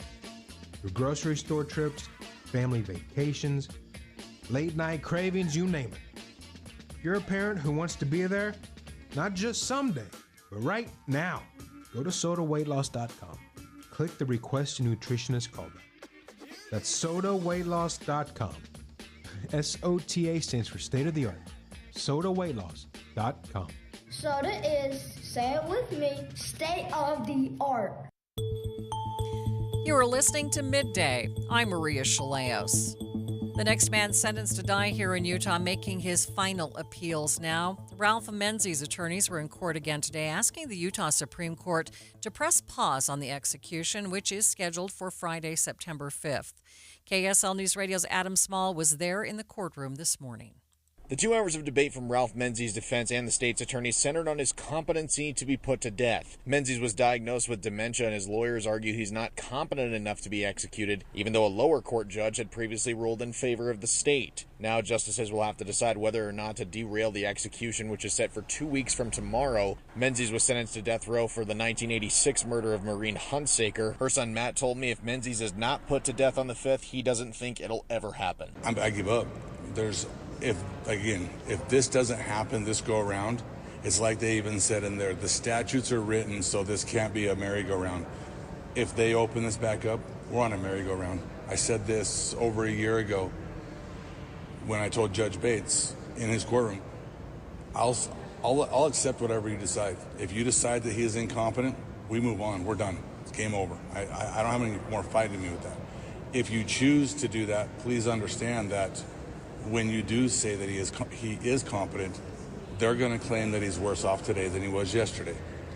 That's just the same cycle that we're going to look at. If they are able to open this here in another month, it's the cycle, and it won't change. So I'm sticking to my firm belief that if we don't execute him on September 5th, there will not be an execution. If Menzies is executed, he'll be the first inmate put to death by firing squad in Utah in 15 years. Adam Small, KSL News Radio. As of now, the execution is still set for September 5th, shortly after midnight. In national news, the Director of National Intelligence has announced that she plans to cut her staff in half. Tulsi Gabbard saying the department is filled with redundancies. The Director of National Security Studies at UVU, Ryan Vogel, tells me why he's concerned about this announcement. I think it's a mistake. I understand the impulse of the administration is to shrink the size of government and, rein in spending, things like that. But I do think, having worked, a great deal with the intelligence community over my career, that, this is a workforce that is given a really difficult task of not only protecting the American people, American territory, American way of life, but also, looking ahead into the future for potential threats or challenges that, are not always obvious to policymakers and politicians and even the general public. So, this is a group of people that have a really important job, and, they are a critical part of our national security approach. Are you able to tell exactly what these type of cuts would mean? I don't know exactly where the cuts will be made, but our approach to intelligence has been to have a workforce that is both deep in scope. That we can have specialists in a lot of areas. We can have people designated to regions of the world. Functionalities that are important to us, and different things like that. And then also have the bravery to speak truth to power, right? That throughout administration, political parties, whatever else, a lot of times the leadership is not going to want to hear what they have to say, but it's important that someone is able to tell them this is what we know, or this is what we think we know based on the evidence in front of us. And making drastic cuts to that will have obvious impacts, in the ability to have that level of depth, and also to, make the workforce feel safe enough to be able to speak that truth to power that is so critical to decision making. What are some of your concerns about things that could happen if these cuts are made? What would be your biggest concern? Well, whenever you start making cuts, you expose vulnerabilities, right? So, if you cut in counterterrorism, for example, you don't have the same eyes on, you don't have the same analysis of things that are threatening to the United States. If it's people in international economics, you don't have the same pulse for what's happening in the world. If it's advanced technologies, or if it's a peer competitor like China or something like that, weapons, cutting people means taking eyes and ears off of really important things that are happening in the world. And what could happen is loss of life, damage to property, damage to the integrity of the United States. There's just so many things that can happen as a result of that. Tulsi Gabbard has talked about the redundancy in this area, but I am wondering how much of this is about the truth to power and how much is about the redundancy, and do we have any way of knowing? Yeah, and I don't think that we will know perfectly, but I do think that what is clear is that this administration does not like bad news, right? They don't like people telling them, things that are not consistent with the narrative. And I've seen that with other administrations too. This is not, completely unique to this administration. But, I think the difference is that, the choice has been to silence or get rid of those people. And that's just not helpful for the security of the United States. You need someone in the room saying that, this is what's actually happening. And this is, what you should think about when you're making this decision. So this is, I think, the fear for people that are watching this is that it's not only the impact that the cuts are going to have. And I think they will be serious. And you won't feel them immediately. It will be felt over the next weeks, months, years, even longer. But it's also the message that it sends across the federal government that, if you are saying something that is inconsistent with the worldview of the administration, then you are, imperiling your own career. And that's not an environment where truth comes out. Any final thoughts for us? When we're talking about shrinking the government, one of the areas that we have to be the most cautious with is national security, including the intelligence community. And, the intelligence community in the United States has been peerless. We've been the leader in the world for 70, 80 years now. And there's a reason for that. We built a workforce with a culture and with a prominence and the amount that's been able to keep us safe from harm in most instances in a pretty dangerous world. And so I would be very cautious, and if I were in a position to, push back or to provide guidance, I would be doing that now. Ryan Vogel is the Director of National Security Studies at UVU. The $700 million in cuts annually that are being proposed amounts to a major downsizing of the office responsible for coordinating the work of 18 intelligence agencies, including on counterterrorism and counterintelligence. It's 1:30, midday at KSL News Radio. I'm Maria Shilaos. Some of the stories we are watching this hour. A proposal to raise the berm in the Great Salt Lake facing pushback at the state capitol. How leaders are defending that plan. Diaper shortages continue to affect Utah families. We'll take a look at possible relief on the horizon. And KSL traffic, Ricky. Another dog in traffic the second time today with pedestrians chasing it at I-215 and I-80. Maria? We are seeing relief in the forecast with cooler temperatures and the chance of showers showing up. We have a 50-60% chance by the first of next week. KSL's top local stories in 1 minute. First, ABC News. ABC News, I'm Michelle Franzen. After a search of campus due to reports of shots fired, the lockdown at the University of Tennessee, Chattanooga has been lifted. Chattanooga Police Chief Sean O'Brien giving the all clear. No threat was identified or located. No injuries to this point have been recorded. Nobody has been transported to the hospital. Classes are canceled until tomorrow. Nearly 24 countries, including Britain and Canada, have condemned the Israeli government's plans to move forward with settlement expansions in the occupied West Bank and East Jerusalem. It would divide the West Bank, making a Palestinian state logistically impossible. President Trump, in a radio interview today, says he'll join police and military in Washington, D.C. tonight during their surge patrols. It comes after the president federalized law enforcement in the nation's capital and deployed National Guard troops to curb crime. Stocks are down today due to mixed economic data, including Walmart falling short of quarterly expectations. This is ABC News. KSL's top local story. Ralph Menzies' attorneys were in court again today. They are asking the Supreme Court to stop his upcoming execution. They are arguing he's not competent to be executed on September 5th because he has dementia, which they say is worsening. Matt Hunsaker is the son of Maureen Hunsaker, the woman Menzies murdered in 1986. We don't execute Menzies on the 5th. I don't think they're going to execute him. That's all I have to say about any of that questions. If he's not executed on the 5th, they're not going to execute him. If the Supreme Court rules in favor of the state, Menzies will be the first inmate executed by firing squad in Utah since 2010. Utah's governor is ready to step up pressure on ways to help the water levels on the Great Salt Lake. KSL News Radio's Tammy Kikuchi reports the governor addressed the issue in his monthly PBS news conference. Governor Spencer Cox says lawmakers will take up the Great Salt Lake issue in special session because water usage is spiking and the lake level continues to drop. But there are some positives. Mineral companies haven't been able to take as much water as they normally have because of a bill that we signed last year that prohibited that from happening.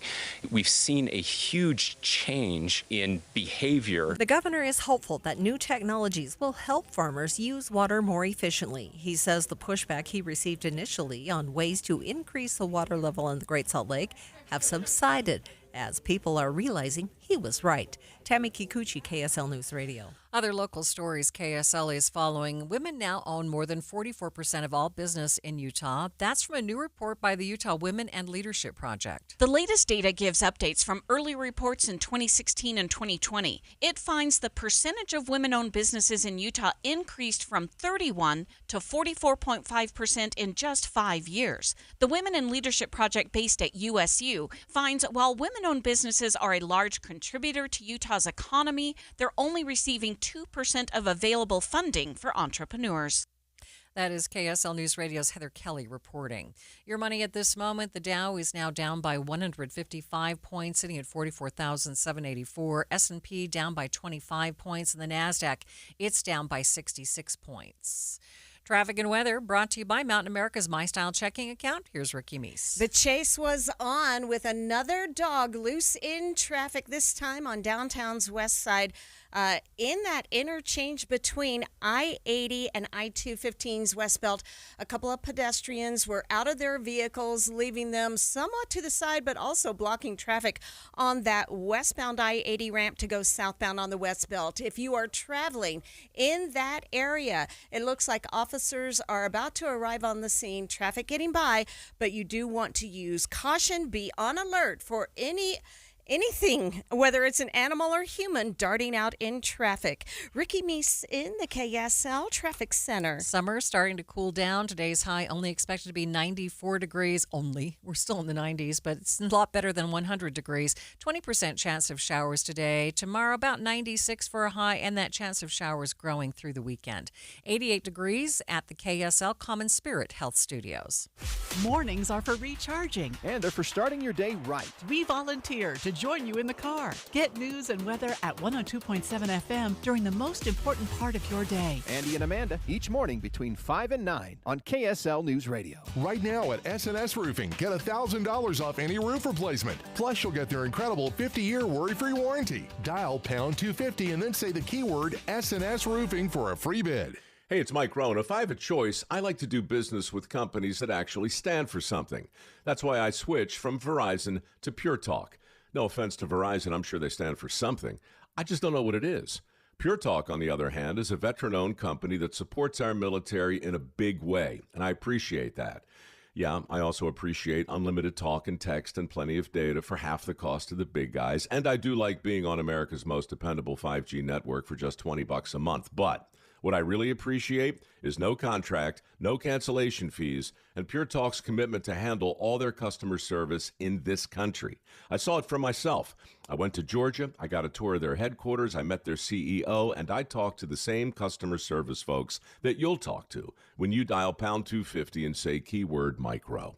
Switch today and save 50% off your first month when you dial pound 250 and say keyword micro. Pure Talk, a wireless company that actually stands for something. If you need new windows and you live in Utah, there's only one choice. There are other window companies, but they're more expensive and their windows aren't made in Utah for Utah's ever-changing climate. Advanced Window Products has been building state-of-the-art windows right here in Salt Lake for 39 years. And since they're the factory, they cut out the middleman and you save 30, even 40% on new windows. Plus, right now as they book for fall, Advanced Windows will give you $2,500 off on 10 windows or more. They build the windows, install the windows, and guarantee them for life. And since they're right here in Utah, if you have a problem years from now, just call them. They'll come over. Advanced Windows offers 0% financing, buy now, pay later. They're affordable. Get your new windows and get the energy savings before we get to winter. $2,500 off. Call them, 801-850-9100. That's 801-850-9100, or go to advancedwindows.com. People think saving money is hard, but really, it's easy. It's as simple as changing a few spending habits. For free tips on how to save the easy way, check out feedthepig.org. That's feedthepig.org. This message brought to you by the American Institute of CPAs and the Ad Council. You were listening to Midday. I'm Maria Shilaos. 2 houses in West Jordan fully engulfed in flames. The fire broke out suddenly Sunday afternoon, sending thick smoke into the neighborhood. Propane tanks outside the houses exploding right and left. Inside one of the locked houses, 2 dogs trapped. A group of teenagers risking their life to break down the front door, all to save those dogs. Now, the whole incident was captured on a Ring doorbell. Hey! Break the window. The whole house is gone anyway. There's one brick. Dad, your shoulder. Brick. Hey, keep going, keep going. Move. Keep going. All right, that's what I want to drive. There's a dog in there. Move. Hold my hands. Take your hands up. All right. Come here, doggy. Get down. Come here. Shit, it's in the bathroom. Hands up. Be careful in there. All right.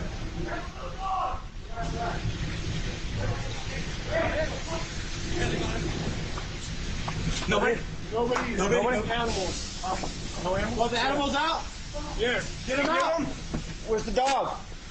Okay, let's go. Grab the dog. That must have been incredibly terrifying for those young teenagers, seeing those dogs inside a fully engulfed house. Absolutely amazing what they did. KSL 5 TV's Debbie Worthen caught up with the heroic teens, Gabriel Hernandez, Cameron Inselberger, and Carter Jacobson. We got down there and the main house on fire. Everyone said they were out, but no one knew about the other house. We all kind of just ran up, was pounding on the door, and looked through the window and saw a dog. So then what'd you do? We just started kicking it. Started kicking the door. We were banging on the door, kicking on it. And then we kicked down the door. Now, why would they risk life and limb to save an animal for a family that they didn't even know? They said in the moment, there was no thought behind that decision. They just jumped into action. I don't think any of us had any fear going into it. I think we all just kind of, really. Adrenaline kicked in and we all just kind of went in. I think it hit us, I think it hit me the day after of what just happened. What did you think? I don't know, it just kind of like, I don't know, it kind of just hit me like what would have happened if we didn't go in for the dogs. Understandably, the family is incredibly thankful to the teens for saving their pets. How thankful the family was kind of made you feel good inside after hearing how grateful they were. And my sister's still in contact with them, and so they're still pretty thankful. They're doing all right now. The cause of the fire is still under investigation, but like one of the teens said, the family and their dogs are safe and sound. Midday continues in just 60 seconds. You hear that? That's the sound of your business losing money. Legacy phone systems weren't built for today's teams. OpenPhone gives your business a smarter way to stay connected. OpenPhone lets you manage calls, texts, voicemail, and contacts all in one place so that you and your team can deliver a seamless customer experience from ring to...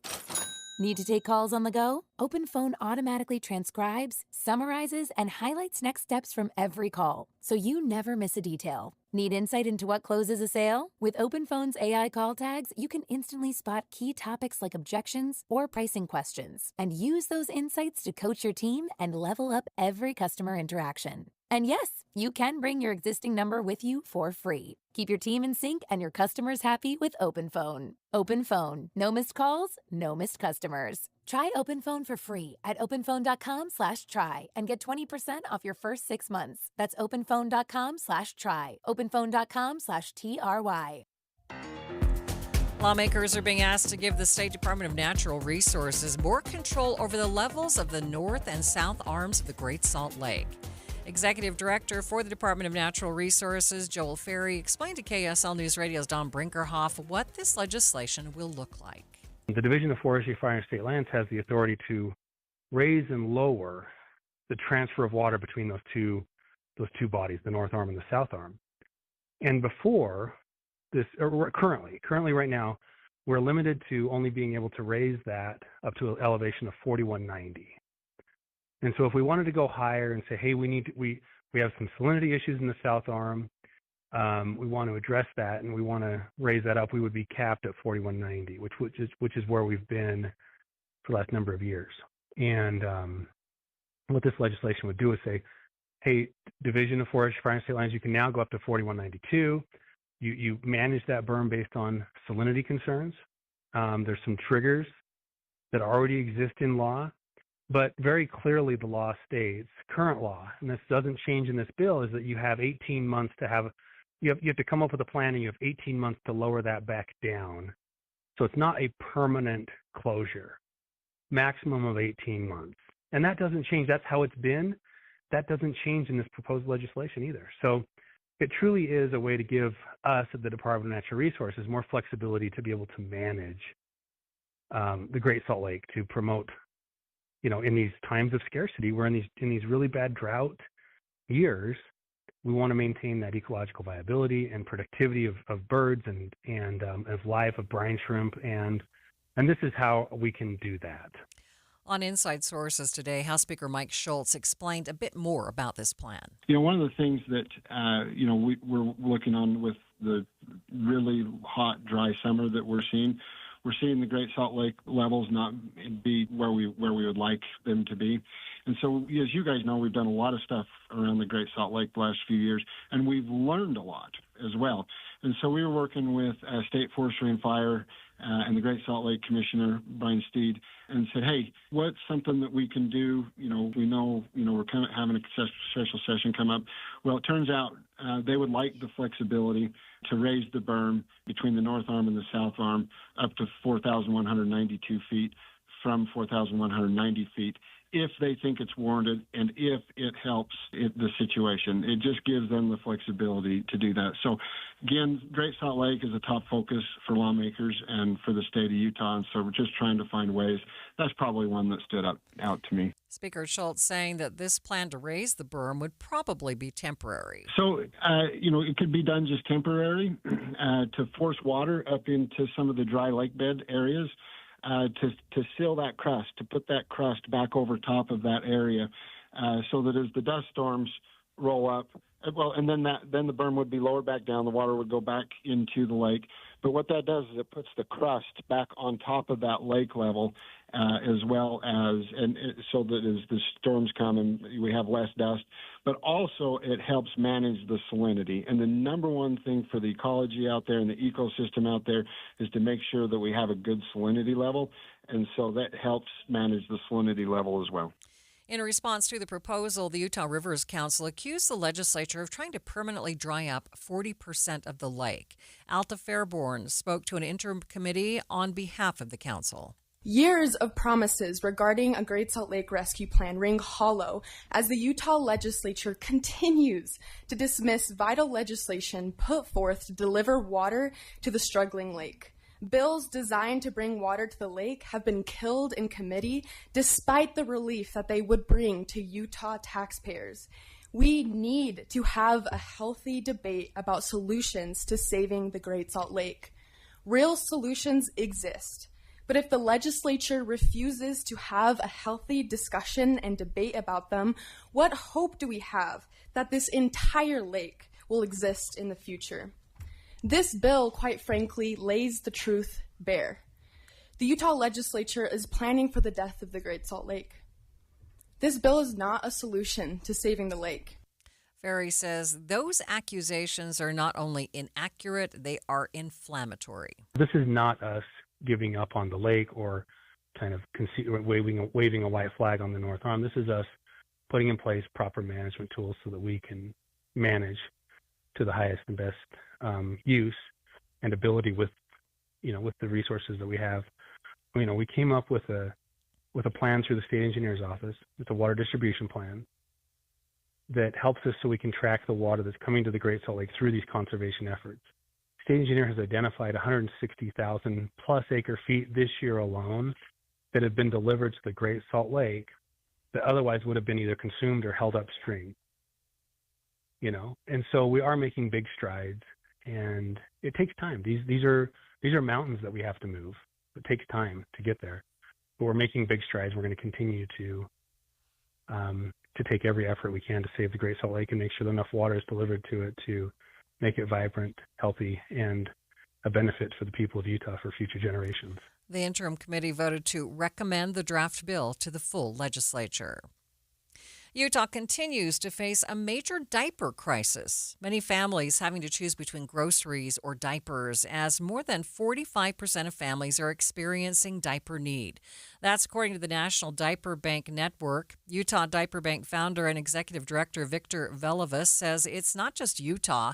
Across the U.S., people are struggling to pay for diapers. And because of that, over 250 diaper banks exist across the United States. And so they're all trying to fill that gap in our social safety net to supply diapers to low-income families that people are struggling to keep clean diapers on their children. And so it's not only in Utah, it is actually across the United States. Now, what we have seen is, if I go back about a year and a half to 2 years, most of the diapers that we gave out to our partners, which are food banks, food shelters, low-income clinics, those types of organizations, would last through almost the end of the following month, okay? Nowadays, they run out after 2 weeks, some of them even after a week. And so if you go to any food bank, they're going to tell you over the last 18 months, they've seen a dramatic increase in demand, that they just have more and more people that are coming there. And that actually trickles down to us. You know, not all of those people have infants and children, but a lot of them do. So as that demand at the food bank goes up, the demand also goes for us up. So that's where you're seeing it goes. Originally, when I started this years ago, I used to think, and you saw in the article today, I used to think it was 2 million diapers would be wonderful, that'd be done. But here I am, 13 years later, we're shipping the 2 million diapers, and we still have, our partners are running out halfway through the month.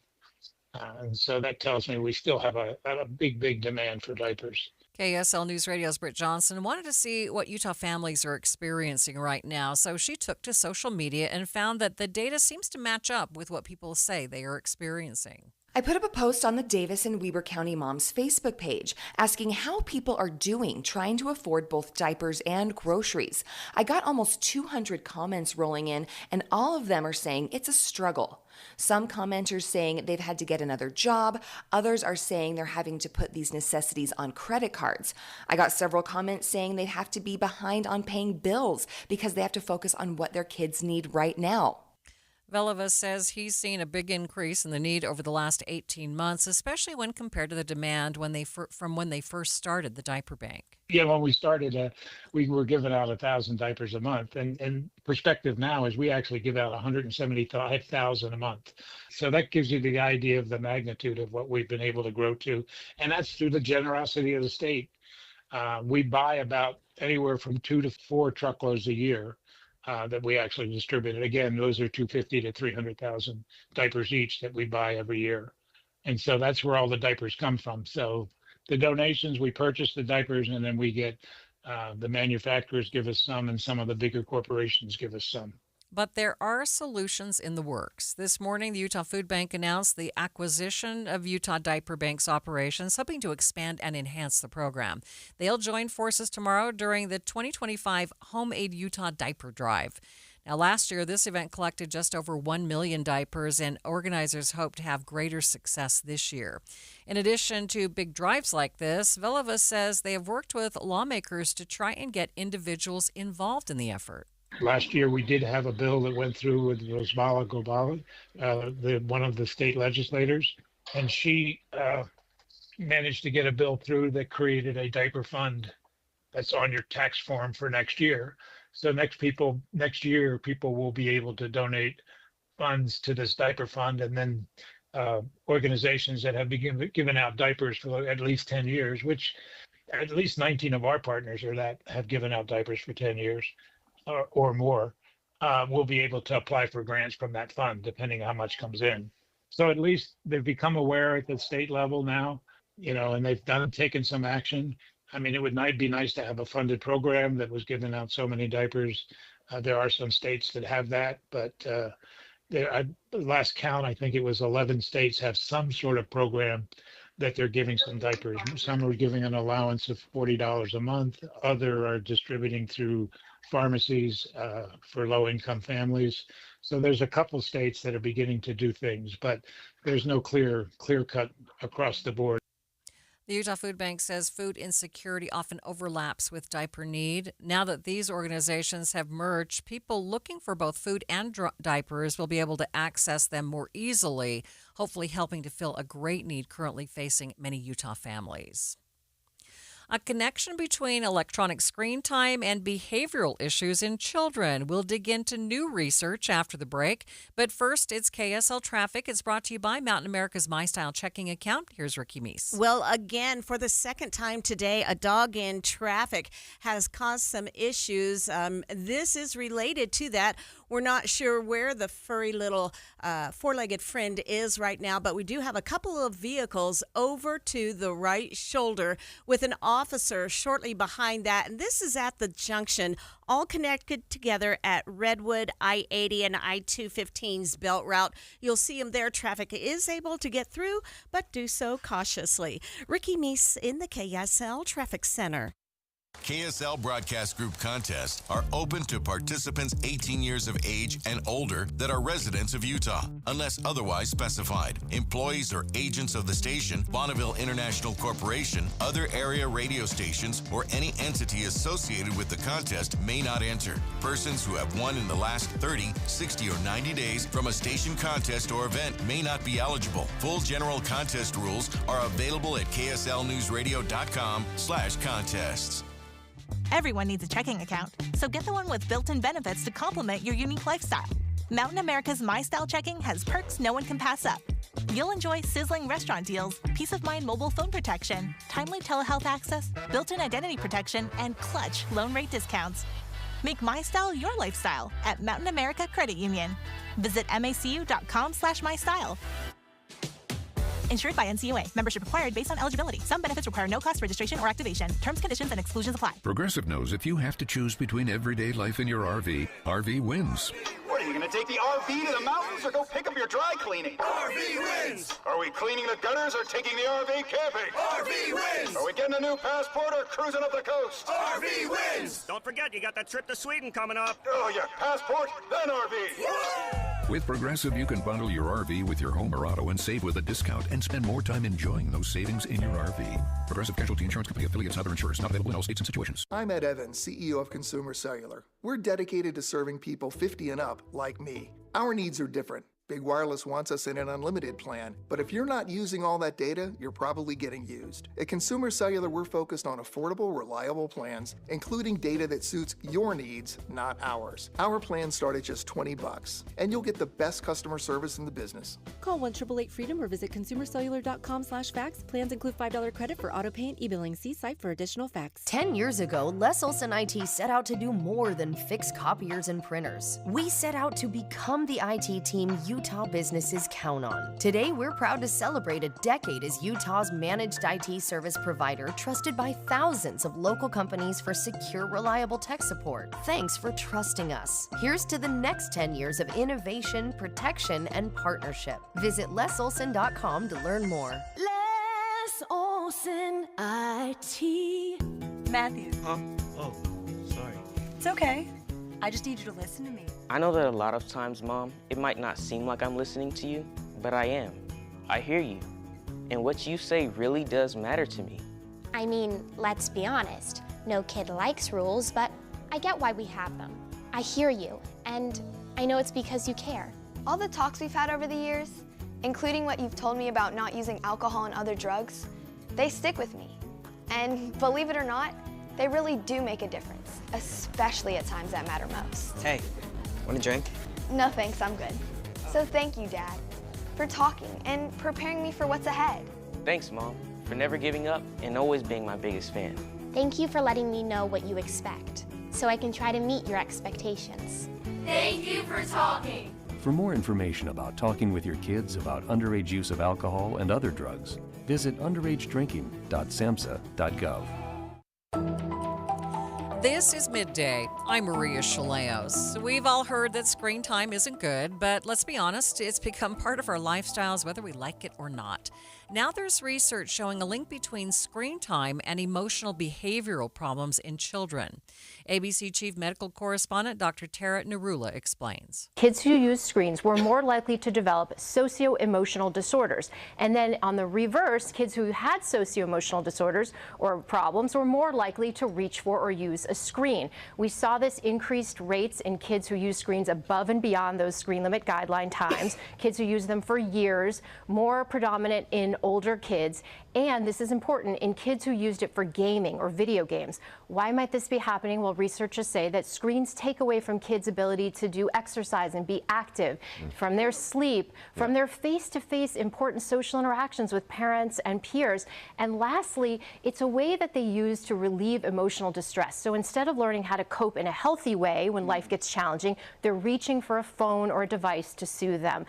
As we said, screens have become a huge part of our lives. Dr. Narula shares some statistics that show just how much screen time our kids are getting. We know that screen use is so prevalent in this country. Kids are using it for socialization, education, entertainment. When you look at the numbers, 2/3 of kids 5 to 8 already have their own smartphones and tablets. 40% of kids 8 to 12 are using screens for more than 4 hours per day. You add to that the fact that we're seeing rising rates of mental health disorders in kids, and half of these disorders start before the age of 14. So what can we do? The first step is realizing that we can do better and take action. You have to be invested, involved, and aware of what's going on with your kids. You have to be there for them emotionally, check in on them, and also teach them those social life skills. You want to monitor not just the amount, but the quality of what they're using it for. So if they're using it for educational reasons, if they're using age-appropriate content, you're watching with them, that's probably okay in moderation. And then steering them away from things like gaming and social media. You want to make sure it's not interfering with their sleep, their activity, their socialization. And then, as easy as it is, we've all been guilty of this as parents, when your kid's upset or you're out at a restaurant and you hand them a device, again, you're not teaching them to emotionally regulate how they're feeling on their own. Dr. Narula also says that as parents, one of the best things we can do is model healthy screen time for our children. Coming up, digging into the past, we'll get a preview of a new KSL podcast that's trying to solve cold cases here in Utah. You don't want to miss this discussion in the next hour of Midday.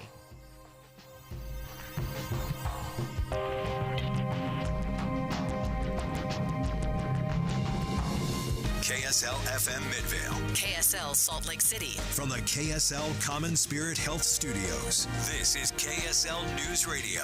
Utah's news, traffic, and weather station. A new dashboard turning heartbreak into action, aiming to give officers life-saving warnings before domestic violence turns deadly. And at the back of my mind all week, ever since I read the report, has been, what should we have done differently then that would have prevented the loss of life of these officers now? The time is 2 o'clock on Thursday, August 21st. It's Midday. I'm Maria Shilaos. Coming up, the discussions on domestic violence now permeating on Utah's Capitol Hill. Also this hour, they actually are not handling it well, and fatal accidents do occur. We've probably all done it once or twice, driven when we were way too tired. We are talking about the dangers of drowsy driving. But first, our top stories. Prosecutors are moving quickly in the case against the man accused of killing 2 police officers in Tremonton. KSL News Radio's Randall Jepson has more. The arraignment for Ryan Michael Bate could still be 6 months away, but prosecutors not only filed 20 charges, they announced right from the start they intend to seek the death penalty. KSL legal analyst and Inside Sources host Greg Skordas says that's unusual and must indicate prosecutors feel very confident in the evidence they have in this case. Skordas says death penalty cases are known for taking a long time to get through trial, and then there's the appeals process that can take decades. Our top national story this hour from ABC News. President Trump says he's going to join police and military tonight in D.C. According to a joint task force spokesperson, just under 2,000 National Guard troops from 6 states are in D.C. in support of Mr. Trump's mission.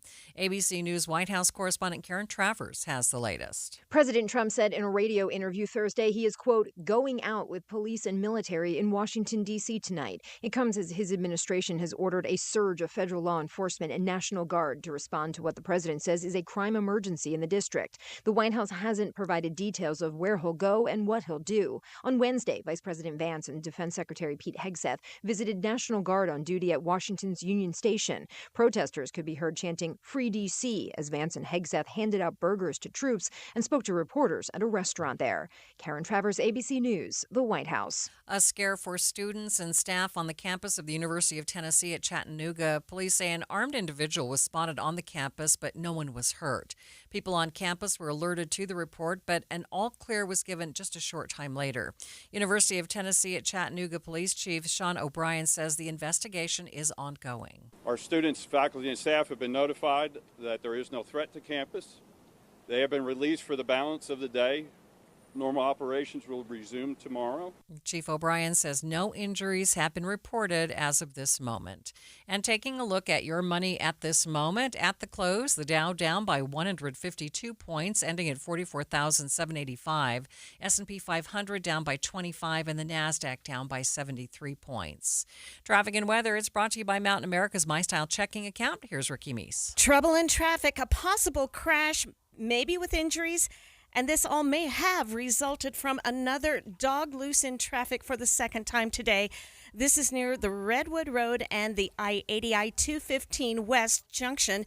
Officers are blocking a right lane with other emergency crews on the right shoulder. Announcing Sharing Aloha.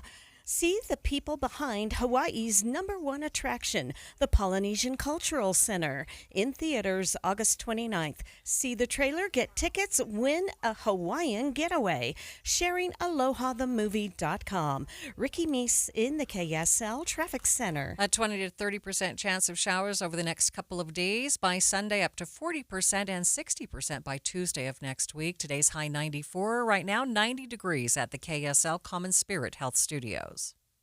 A reminder about the simplest way to get updated for your day. Hit your KSL preset when you jump in the car, and we'll take care of the rest. Hear key news updates and traffic reports. Andy and Amanda from 5 to 9 in your car. KSL News Radio at 102.7 FM. Getting help with plumbing repairs is easier than you think. All you have to do is call Any Hour Services or schedule an appointment at anyhourservices.com. No one helps more homeowners than Any Hour Services. You're listening to Leaf Filter Radio, and the guru of gutter protection himself, Chris Coonahan, is here to take your most pressing leaf-related questions. Hey, everybody, Chris here. I understand we have Ron on the line. Ron, where are you calling from? Uh-oh. Ron, are you calling from a ladder? Well, I was.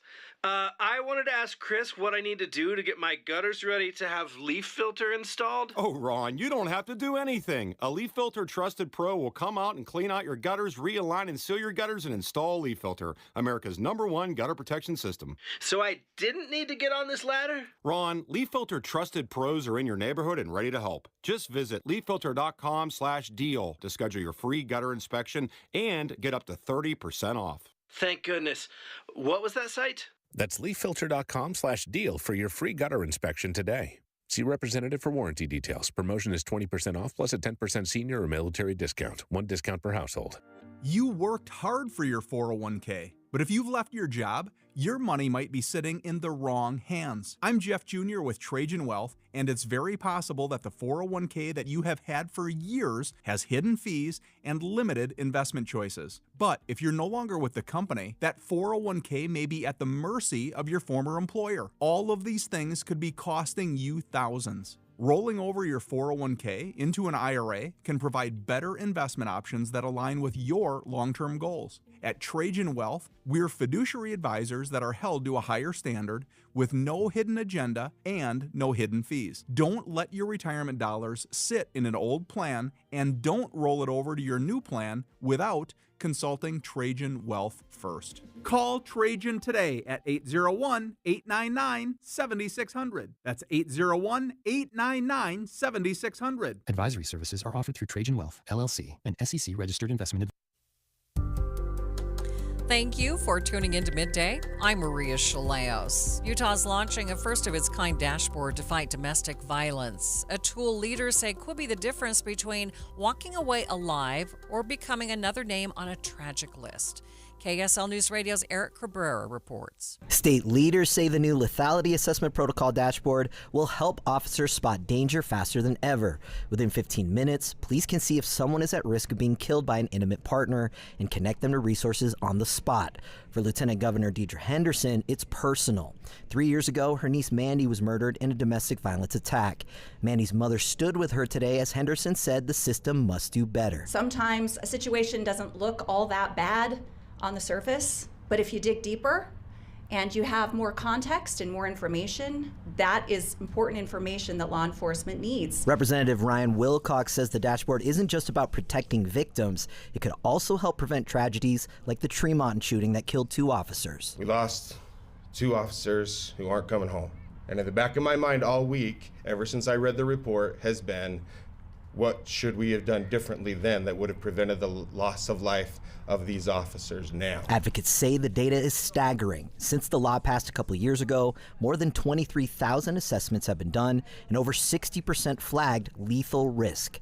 Lindsay Boyer with South Valley Services says that info can mean the difference between life and death. Fortunately, we have learned through the lethality assessment protocol that victims can and are getting connected to life-saving services, and more survivors are accessing services and support than they would have otherwise. Officials say the dashboard is about more than numbers. It's about giving victims, families, and even officers a fighting chance to survive. Eric Cabrera, KSL News Radio. Domestic violence advocates are looking for other solutions as well. At yesterday's Judiciary Interim Committee, the Domestic Violence Offender Treatment Board petitioned for additional assessment for perpetrators. They introduced a new risk assessment called ODERA. It's one that several states in the U.S. and Canada have adopted, and it gives people who have a history of domestic violence a score based on their behavior. Now, their score can help law enforcement know how to deal with the perpetrators. It can also help people and their families know what that person may do in the future. For those that have higher scores, they have found that they are at a greater risk of new domestic violence assaults. There's a shorter time between assaults and between the original offense and the next assault. And then they are more likely to commit more severe and more frequent assaults. That was Domestic Violence Program Coordinator Amy Hernandez presenting that at the Judiciary Interim Committee. Another aspect to this assessment is that it can be used in sentencing for a perpetrator of domestic violence. For example, if the person gets a high score on the assessment, a judge may rule to give them a high sentence because of their likelihood of reoffending in the near future.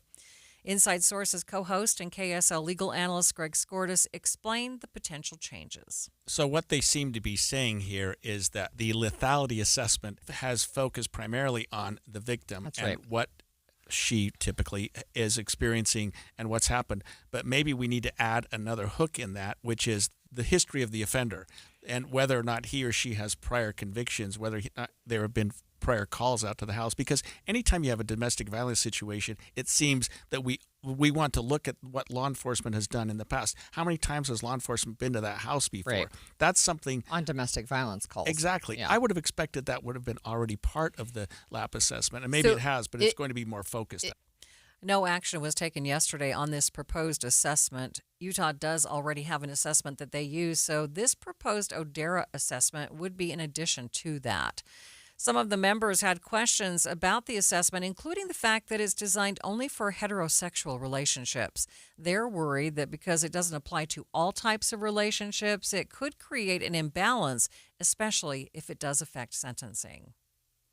Salt Lake City's police chief says they are making more arrests nowadays, but they are also seeing an increase in some violent crimes. Police Chief Brian Redd spoke to lawmakers about the state of crime in the city as state leaders continue to criticize the city's handling of crime and homelessness. One of the things that Mayor Mendenhall has done is put together a policy committee around her public safety plan. So this includes the district attorney, Mayor Wilson, representatives from the AOC. You can see all of the partners on that we're collaborating with.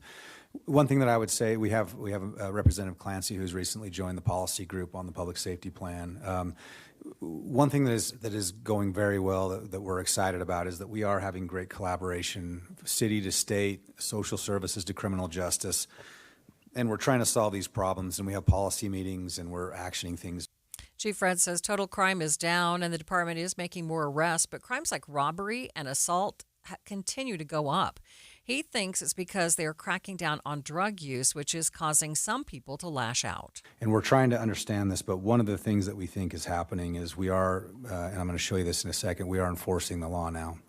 And we're kind of, we're going into areas, we're enforcing the law, Department of Public Safety is helping us, but the price of fentanyl is up significantly. We're moving people from area to area. They're not able to get cheap drugs and just stay in an area all day anymore. And so that's creating the need to go burglarize or fight. So those are some concerns that we have that we're addressing, but we think over time that will settle back down, we're hoping.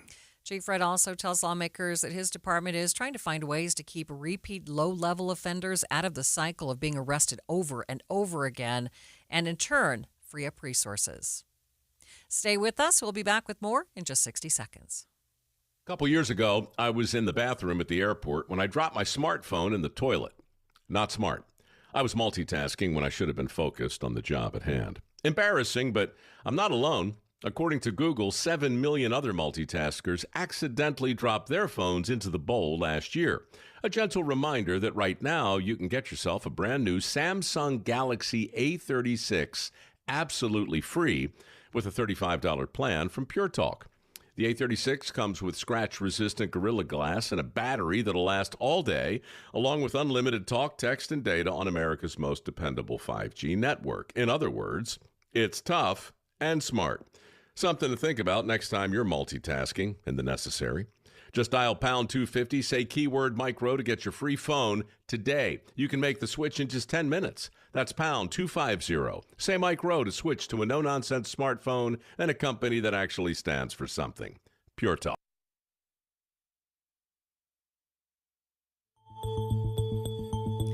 It's been a while since Israeli troops last occupied Gaza City. Yesterday, Israel announced that once again troops are coming in as they begin what's been described as a takeover of the entire strip. ABC's James Longman outlines Israel's bold steps in Gaza on this episode of the Start Here Post podcast that's hosted by Brad Milkey.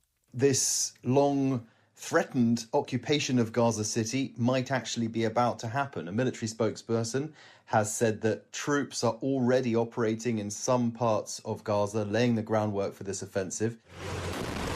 The Defense Minister, Israel Katz, approved this on Tuesday. Apparently the Security Cabinet now has to look at it, but that looks like it's just a rubber stamp. Our goal is not to occupy Gaza. Our goal is to free Gaza.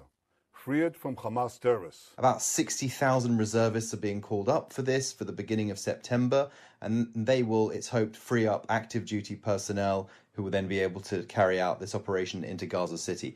Now, as you said, hundreds of thousands of Palestinians in Gaza City. Many of them moved there, and many of the Palestinians we speak to have had to move multiple times, upwards of 20 times during the course of this war, to try to escape the violence. The Israel have already started occupying Gaza. I'm so sad and I'm so tired. We're gonna displaced again. Oh my God. And yet again, they're being asked to move. That is part of the reason why there's been such enormous condemnation for this plan from just about every single one of Israel's allies, except, of course, from the United States. Some of the harshest criticisms come from the French. Emmanuel Macron has said that it can only lead to disaster, he said, for both peoples. And he said it risks plunging the entire region into a cycle of permanent war. The International Committee for the Red Cross is there, and they say it risks worsening an already catastrophic situation. The U.S. hasn't necessarily said that they want this to happen, but they also haven't criticized it. And President Trump just yesterday called Prime Minister Netanyahu a war hero. The context of this is that there has been another deal, a ceasefire deal and hostage release deal on the table for a little while now, and neither side has been able to agree to it. Qatar did say and has said this week that Hamas is now getting close to accepting it. It would be a 60-day truce during which 20 of the remaining hostages would be released.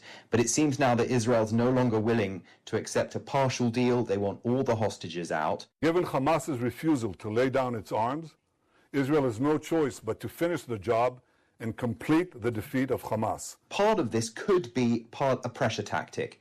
this might just be Israel just ramping up as much as they can to push Hamas into accepting a complete deal to allow for all the hostages to be released. The government plans to expand the war, which will kill the hostages, which will lead to many innocent deaths in Gaza.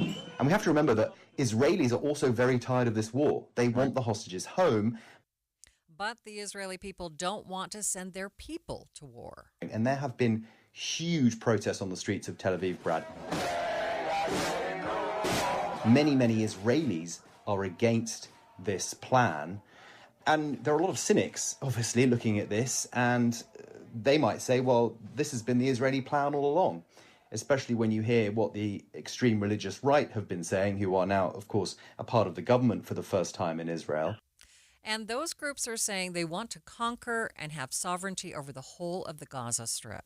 These people have very extreme views. Whoever in the world is trying to recognize a Palestinian state today will receive our answer on the ground. And what October 7th and Israel's response has done is to further weaken the peacemakers in the middle on both sides and embolden the extremists on both sides. So you have Hamas on one side calling the shots and people like Bezalel Smotrich on the other calling the shots, whilst the great majority of both Palestinians and Israelis who don't agree with either of those positions have been disempowered.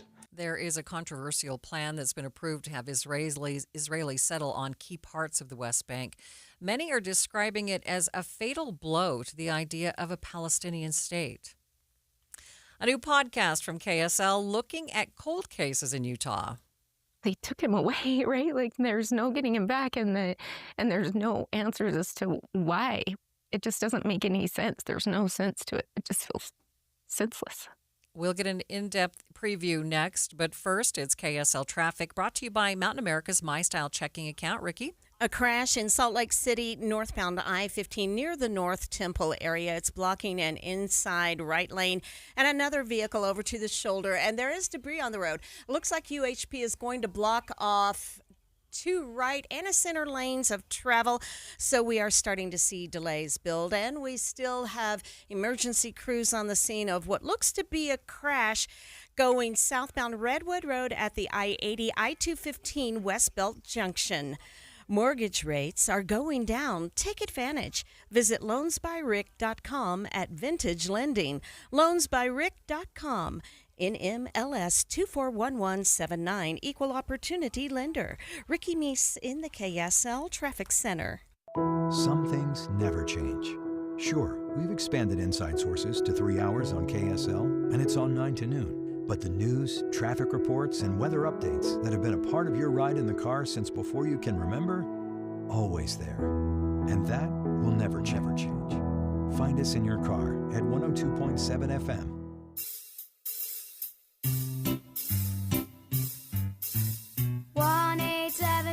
Cars for Kids. KARS Cards for Kids. 1-877 Cards for Kids. Donate your card today. 1-877 Cars for Kids. KARS Cars for Kids. 1-877 Cars for Kids. Donate your car today. Donate your car today at carsforkids.org. That's cars with a K. Your car, running or not, can be picked up as soon as the next day. You'll get a maximum tax deduction and a vacation voucher. 1-877 Cars for Kids. KARS Cars for Kids. 1-877 Cars for Kids. Donate your car today. Now accepting donations of land, homes, buildings, or any kind of real estate. When I grow up, I want to be a ballerina. Because dancing makes me happy. I get to entertain people, and nothing makes me feel more like me. PI, a defect of the immune system, affects millions of children. Early and accurate diagnosis and treatment give children like Olivia a chance to achieve their dreams. It takes a great team to put on a show. It also takes a great team of caring people to keep a dream alive. And now my dreams are coming true. For more information, visit the Jeffrey Modell Foundation at info4pi.org. I'm back to doing what I love and more. Thanks to the Good Feet store. Does your job require you to be on your feet all day? Teachers, postal carriers, salespeople, and restaurant staff. Many of us need our feet to get us through the day. Hi, this is Mike with the Good Feet store, and I'd like you to hear from Donna. She's a nurse and a real customer of the Good Feet store who wanted to share her story. Oh, I have to tell you, I have struggled with pain in my feet. I was diagnosed with plantar fasciitis. With the 3-step program, it really fits to your lifestyle. I work in a hospital. I'm a registered nurse, so being on my feet, walking throughout the hospital during the day, I am free from any type of pain. And after working a 12-hour shift, I go home and my feet do not hurt. Whether you're a nurse or anyone wanting to enjoy work without your feet getting in the way, come see us at the Good Feet store. Thanks to the Good Feet store. Schedule your free test walk at goodfeet.com. This is the story of the one. As a lineman, he does whatever it takes to keep the power on in his community. And he wants a partner like Grainger who does the same. Grainger offers the professional-grade products he needs, from voltage detectors to harnesses to hard hats, plus fast, dependable delivery, so he can rise to every challenge. Call 1-800-GRAINGER, click Grainger.com, or just stop by. Grainger, for the ones who get it done. This is the story of the one. As a safety manager at a manufacturing plant, he does everything he can to keep his coworkers safe. From finding ways to reduce risks to keeping safety supplies in stock. And for that, he relies on Grainger. Grainger offers a broad range of quality products and next-day delivery, so he can always play it safe. Call 1-800-GRAINGER, click Grainger.com, or just stop by. Grainger, for the ones who get it done. You were listening to Midday. I'm Maria Shilaos. Each unsolved murder holds a story of shattered lives, mysteries that linger long after the headlines fade. Why do cases go cold? Well, sometimes it's a lack of witnesses or evidence. Other times, the crime scene surfaces months or years later, leaving investigators grasping for answers. But for families who have lost someone, the pain never grows old, and the need for resolution remains as urgent as ever. Now, there's a new podcast focused on some of Utah's cold cases. It's just after 9 p.m. on a cold December night in South Ogden, Utah. A camera picks up 3 figures in the dark, masked and hooded. Usually somebody that wears masks, they're trying to hide their identity. They're creeping through an alley behind a modest house on Ogden Avenue. They pause, then one of them moves toward a window. They showed up with guns, okay? So you see them in the video with guns. They're pointing at the house. The 3 figures linger. They move in and out of frame for more than an hour. Watching, hiding, circling. They're hunched back. In the video, you can see them crouch and peek into the windows. And it's very peculiar. It's creepy, disconcerting. Watching those videos, it just sinks your heart because you ultimately know what's going to happen. Off camera, shots are fired. By the time police arrive, 2 people inside the house are dead. A third is clinging to life. Despite suspects on camera, this case is cold. There are families desperate for answers. And hope that someone would come forward with information. But no one has been held accountable. You sit around and you think, what else can I do? What else can I do? I'm Andrew Adams. This is Utah's Cold Cases from KSL Podcasts. We're reopening the files on unsolved homicides across the state. I think there's a lot of people that know what happened. Each unsolved murder holds the story. Something that has not been told to us. And in every case, memories. Because they took him away, right? Like, there's no getting him back. Mysteries that linger long after the headlines fade. Joining me now live in studio, KSL 5 TV's Andrew Adams, the host of this new podcast. The first thing that stands out for me in listening to the trailer for the podcast, Andrew, is that I don't remember that case. I've been doing this a long time, and it may be just because some of those details weren't out at the time that story broke. It's a wild case, that one in particular. I mean, you have this surveillance video that catches these guys in masks on camera over an hour before the shooting. They're just casing the place, watching it in the dark. And I mean, that's like somebody's worst nightmare. It is. That somebody is just lurking in the dark, waiting to come in and shoot you. But that's essentially what the story was.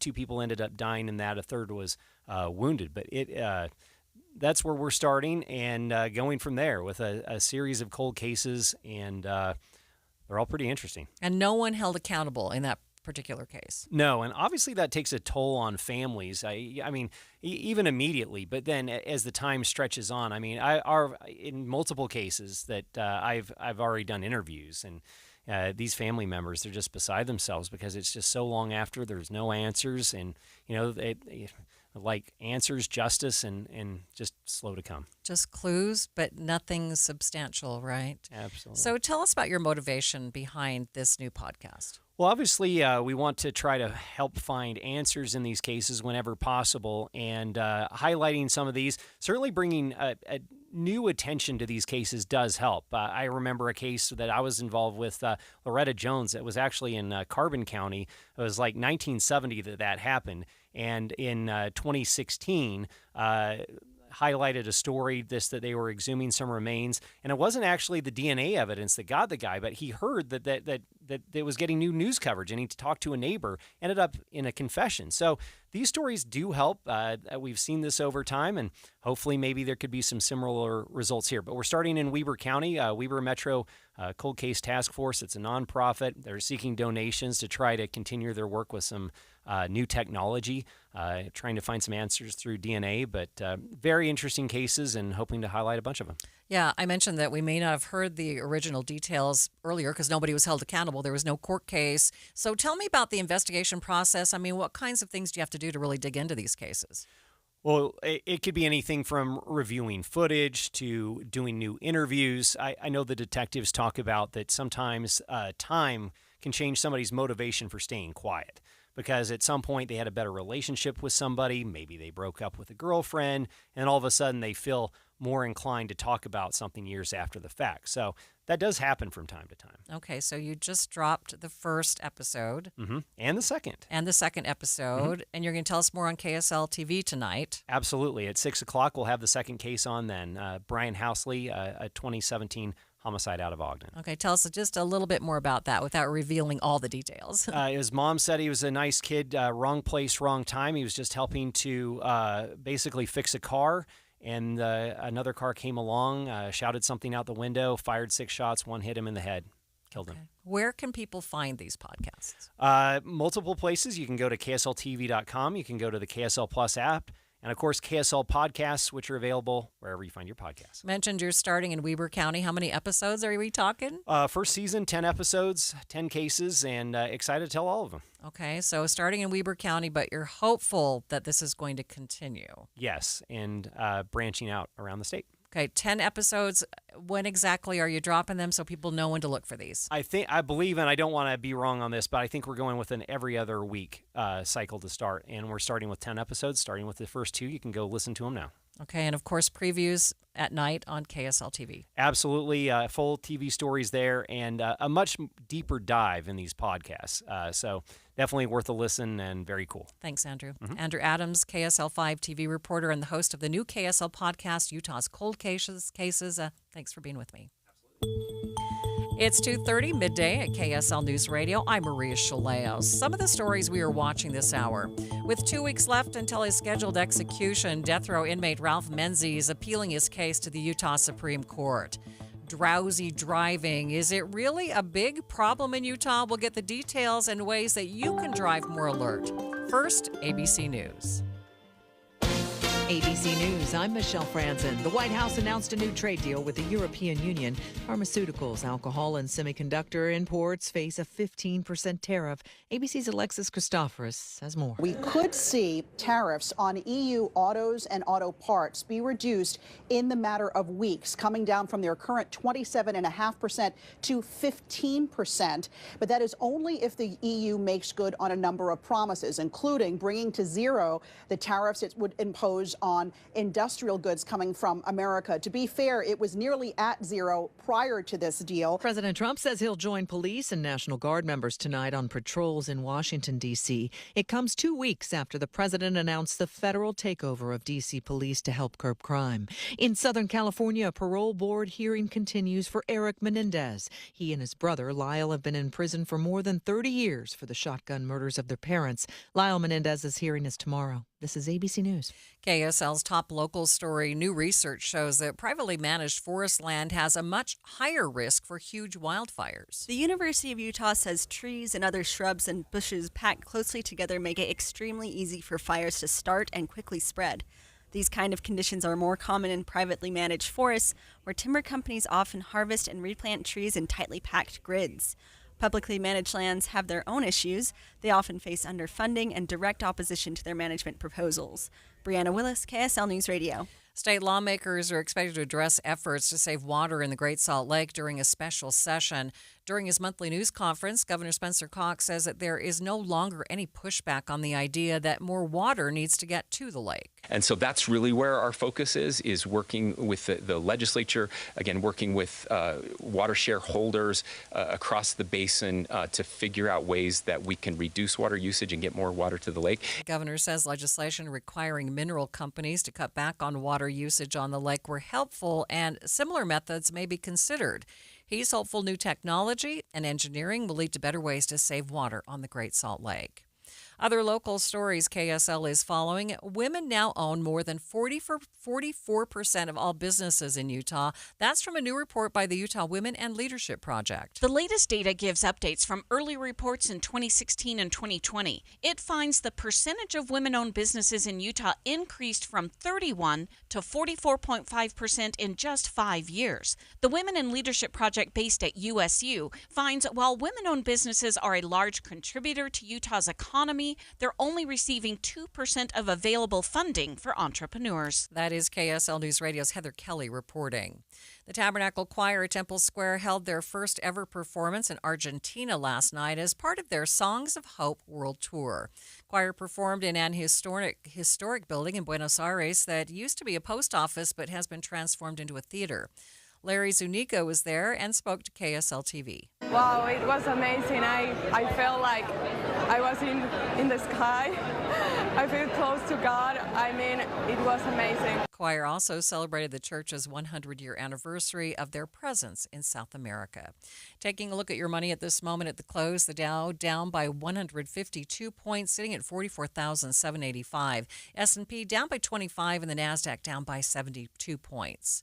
Traffic and weather, it's brought to you by Mountain America's My Style checking account. Here's Ricky Meese. A crash on northbound I-15 in the downtown Salt Lake City area, about North Temple, has the right lane still blocked to traffic, and that is backing traffic past 2100 South. Then in Tooele County, we have an accident southbound on Main Street at Mills Junction, blocking a left lane of travel. This is near Pole Canyon Road. And then we still have the cleanup of the earlier crash southbound Redwood Road at the westbound I-80 on-ramp, blocking a right lane. UTA is road therapy. Give your car a break and get more U-time. Plan your trip at rideuta.com or on the Transit app. Ricky Meese in the KSL Traffic Center. Hopefully we've said goodbye to the triple digits. Next couple of days, highs in the mid-90s, then in the low 90s and down into the 80s for the first of next week. 20% chance of showers today and a high of 94, 90 degrees at the KSL Common Spirit Health Studios. The sources where we get our news matters. When you listen to Utah's Morning News, we want you to feel the stories are important to you and trustworthy. This is Amanda Dixon. And I'm Andy Farnsworth. Join us weekday mornings on KSL News Radio. A 15-year-old girl who chewed through a rope to escape a serial killer. I used my front teeth to saw on the rope in my mouth. The killer prowled the Pacific Northwest in the early 70s. He's been convicted of murdering 2 young women, but suspected of many more. Maybe there's another one in that area. Follow Stolen Voices of Dole Valley now, so you don't miss an episode. An emergency can happen any second. Here's a few seconds to think about where you'd go. When you need medical care fast, the closest emergency room is a smart thing to know. Common Spirit Health ERs are your direct path between feeling scared or uncomfortable and feeling better. Find emergency care in your neighborhood at mountain.commonspirit.org. You are listening to Midday. I'm Maria Shilaos. The next man sentenced to die here in Utah making his final appeals now. Ralph Menzies' attorneys were in court again today asking the Utah Supreme Court to press pause on the execution, which is scheduled for Friday, September 5th. The 2 hours of debate from Ralph Menzies' defense and state attorneys centered on his competency to be put to death. Menzies was sentenced to death row for the 1986 murder of Maureen Hunsaker. He was diagnosed with dementia, and his lawyers argue that he's not competent enough to be executed, even though the lower court judge has previously ruled in favor of the state. I don't think the competency is it much at hand as whether or not did Judge Bates issue the right ruling, like you said, on should he have halted the process. It's like I said when we were in court. If Judge Bates wouldn't have put the death warrant on the table, we would have been just crawling along. Now that the death warrant's on the table and everybody's up against the wall, things are moving at miraculous speeds. You're seeing filings daily. These hearings are quickly coming, and it's a lot. It's like I said, this is forcing their hand to do something, and I do believe Judge Bates did what was right. Maureen Hunsaker's son, Matt, speaking to KSL News Radio's Adam Small. Now justices will have to decide whether or not to derail the execution, which is set for 2 weeks from tomorrow. Matt Hunsaker says that if Menzies is not put to death on the 5th, he doesn't think it'll ever happen. I give up. If this doesn't happen this go around, it's like they even said in there, the statutes are written so this can't be a merry-go-round. If they open this back up, we're on a merry-go-round. I said this over a year ago when I told Judge Bates in his courtroom, I'll accept whatever you decide. If you decide that he is incompetent, we move on. We're done. It's game over. I don't have any more fight in me with that. If you choose to do that, please understand that when you do say that he is competent, they're going to claim that he's worse off today than he was yesterday. That's just the same cycle that we're going to look at. If they are able to open this here in another month, it's the cycle, and it won't change. So I'm sticking to my firm belief that if we don't execute him on September 5th, there will not be an execution.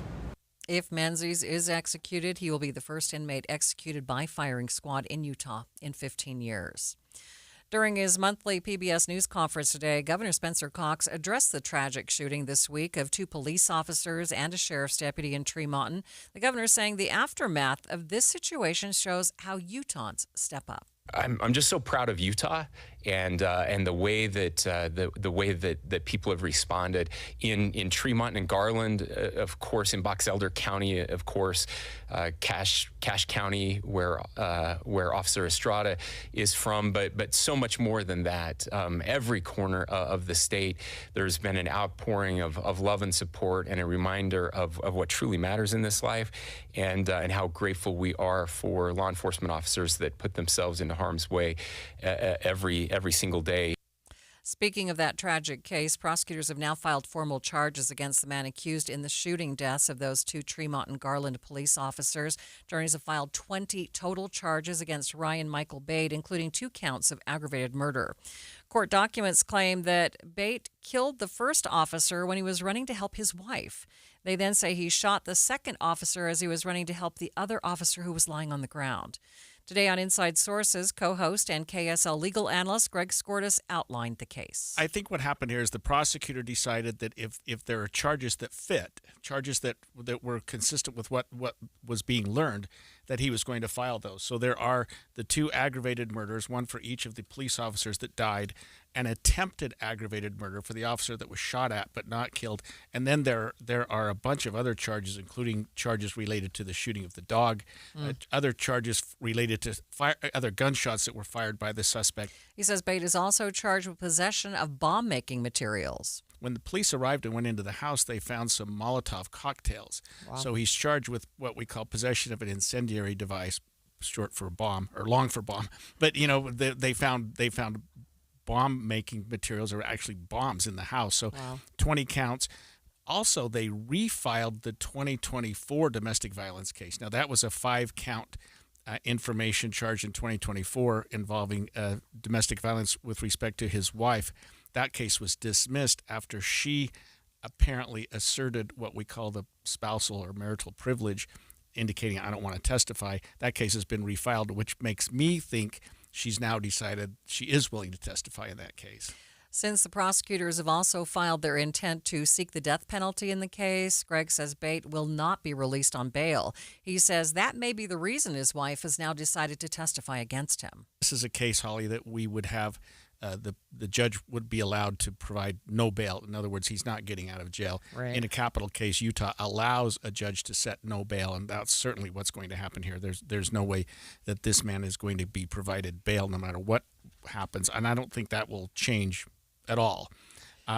And so, yeah, he'll be sitting in jail. And you're right. That might give her some sense of peace and safety and realizing that she can now testify without having any consequences. Governor Cox weighed in on this case today during his monthly PBS News conference, saying he agrees with prosecutors on their intent to seek the death penalty. I think it's very appropriate in this case, and I support that. Again, prosecutors have filed 2 murder charges against the man accused of shooting and killing 2 Tremont police officers. Ryan Bate also faces 20 other charges. Midday continues in just 60 seconds. Stay with us. Progressive knows we all crave validation. Girl, you are not 37. I would have guessed 27. You guys are too sweet. Sure, dewy skin. Terrific. Is something wrong, Ned? Why would you ask? Just because today marks my 10th anniversary without a car accident or even a speeding ticket? But somehow, tonight's all about your skincare. Wow. With Snapshot from Progressive, you can get a personalized rate based on how you drive. And that's all the validation you need. Progressive Casualty Insurance Company and affiliates. Snapshot not available in California or from all agents. Surcharge possible for unsafe driving. If you love to travel, Capital One has a rewards credit card that's perfect for you. With the Capital One Venture X card, you earn unlimited double miles on everything you buy. Plus, you get premium benefits at a collection of luxury hotels when you book on Capital One Travel. And with Venture X, you get access to over 1,000 airport lounges worldwide. Open up a world of travel possibilities with the Capital One Venture X card. What's in your wallet? Terms apply. Lounge access is subject to change. See CapitalOne.com for details. Sleep smart, drive smart. That's the message from the Utah Department of Public Safety's Highway Safety Office. Over the past 5 years, 30 people have died on Utah roads due to drowsy driving. Now the department is encouraging people to get enough shut-eye before you get behind the wheel. Joining me now to go more in depth on this is Communications Manager for the department's Highway Safety Office, Jason Metman. Jason, thanks for being with me. Hi, thanks for having me on. Okay, it sounds pretty simple, but what is drowsy driving? Well, there are some warning signs that we need to watch for in our own driving. Having trouble remembering that last few miles driven, drifting from your lane, or tailgating, or hitting that shoulder or the rumble strip, or if you're just finding it hard to focus on the road or having heavy eyelids, any of those signs could mean that you're a little bit too drowsy or not well rested enough to be safe to drive. How dangerous is it really? Well, our research shows that lack of sleep is as dangerous as drunk driving. Getting less than 6 hours of sleep actually triples your risk of a crash, especially on a long or a solo trip. Over the last 5 years, drowsy driving has claimed 30 lives here in Utah, and we have about 1,000 crashes every single year on Utah roadways. We see this happen most often with teens and males under age 29. So we're asking those folks to just take a look inside of their own driving habits and make sure that they're physically and mentally ready to drive. Okay, we all know that we should not be driving drowsy, but I'm wondering, first of all, how are we doing as a state compared to other states in this? Well, I will say that drowsy driving is likely underreported in our crash data. Often if a single vehicle crash results in a fatality, we can't really ask those drivers what happened prior to the crash. But so far this year, over 520 drowsy driving related crashes have occurred on Utah roads. And so we're asking. Go ahead. Sorry. I was just going to say we're asking drivers to check in with themselves before they get behind the wheel. Those young drivers, shift workers, commercial drivers are particularly at risk for this dangerous behavior. Jason, do the numbers show that these numbers are going up? That more people are actually driving drowsy? What's going on? Yeah, we're actually having a little bit of a down year, preliminary data shows, which is encouraging to see. However, we do expect somewhere around the 800 to 1,000 mark of drowsy driving-related crashes here in Utah. One fatality is too many. These crashes are 100% preventable. We need people to make sure that they're ready to drive before they make the choice to do so. So you said we need to check in with ourselves. I'm wondering, first of all, most people don't intend to drive drowsy, do they? No, I don't think so. But we're asking you to really look inside of your own sleep patterns and your own health. Oftentimes people will need to check in on their medications, or maybe they have an undiagnosed sleep disorder that needs to be checked out, or even drug or alcohol use. That all impacts your driving ability and impairment out on the roadways. And what law enforcement's looking for are very similar things to what they look for in a drunk or a drug-impaired driver. It looks almost the same when you're making a traffic stop. So what is the Department of Public Safety doing to help prevent or crack down on drowsy driving? Well, so officers make traffic stops based on observed signs of impairment. So like I said, to that officer behind you, it looks a lot like drunk or drug driving. So drifting your turns, or swerving or weaving across lanes, or stopping too far or too short, or too jerky at an intersection, that's all indicative to officers on the road that there may be a problem or some sort of impairment, whether it's drugs or alcohol or sleep or rest for that driver, that shows that they're just not safe enough to drive today. It's interesting. I think everyone knows that you shouldn't drive with any sort of drug or alcohol in your system, but I think when we are a little bit tired, we don't see that as being as serious as if we've been drinking. Yeah, unlike impaired driving, which affects drinkers or drug users, drowsy driving affects anyone on the roadways. This is a choice that's often deadly, that are putting your own lives at risk, as well as hundreds and hundreds of others of lives at risk around you as you drive through the roadways. I would ask that you just take your driving responsibilities seriously. Be honest with yourself and truly think about whether or not you are mentally and physically well enough to drive. Share that drive with somebody else. Split the driving. Just know that the tricks don't work. That air conditioning or loud radio or turning the window down, those are just temporary distractions. It's not a solution for that fatigue. So please drive carefully. I'd imagine you're going to include caffeine as one of those temporary fixes as well. It helps for a few minutes, but truly the only way to combat this deadly behavior is just get some sleep. Take a break every 100 miles, pull over and take a nap if you need to, and just plan ahead for these long driving trips and even the short ones. And get 7 to 9 hours of sleep, and that's recommended by NIH and through NHTSA research. We just need you to be prepared to drive safe. Jason, thanks for being with me today. Thanks for talking. That's Jason Bettman with the Utah Department of Public Safety.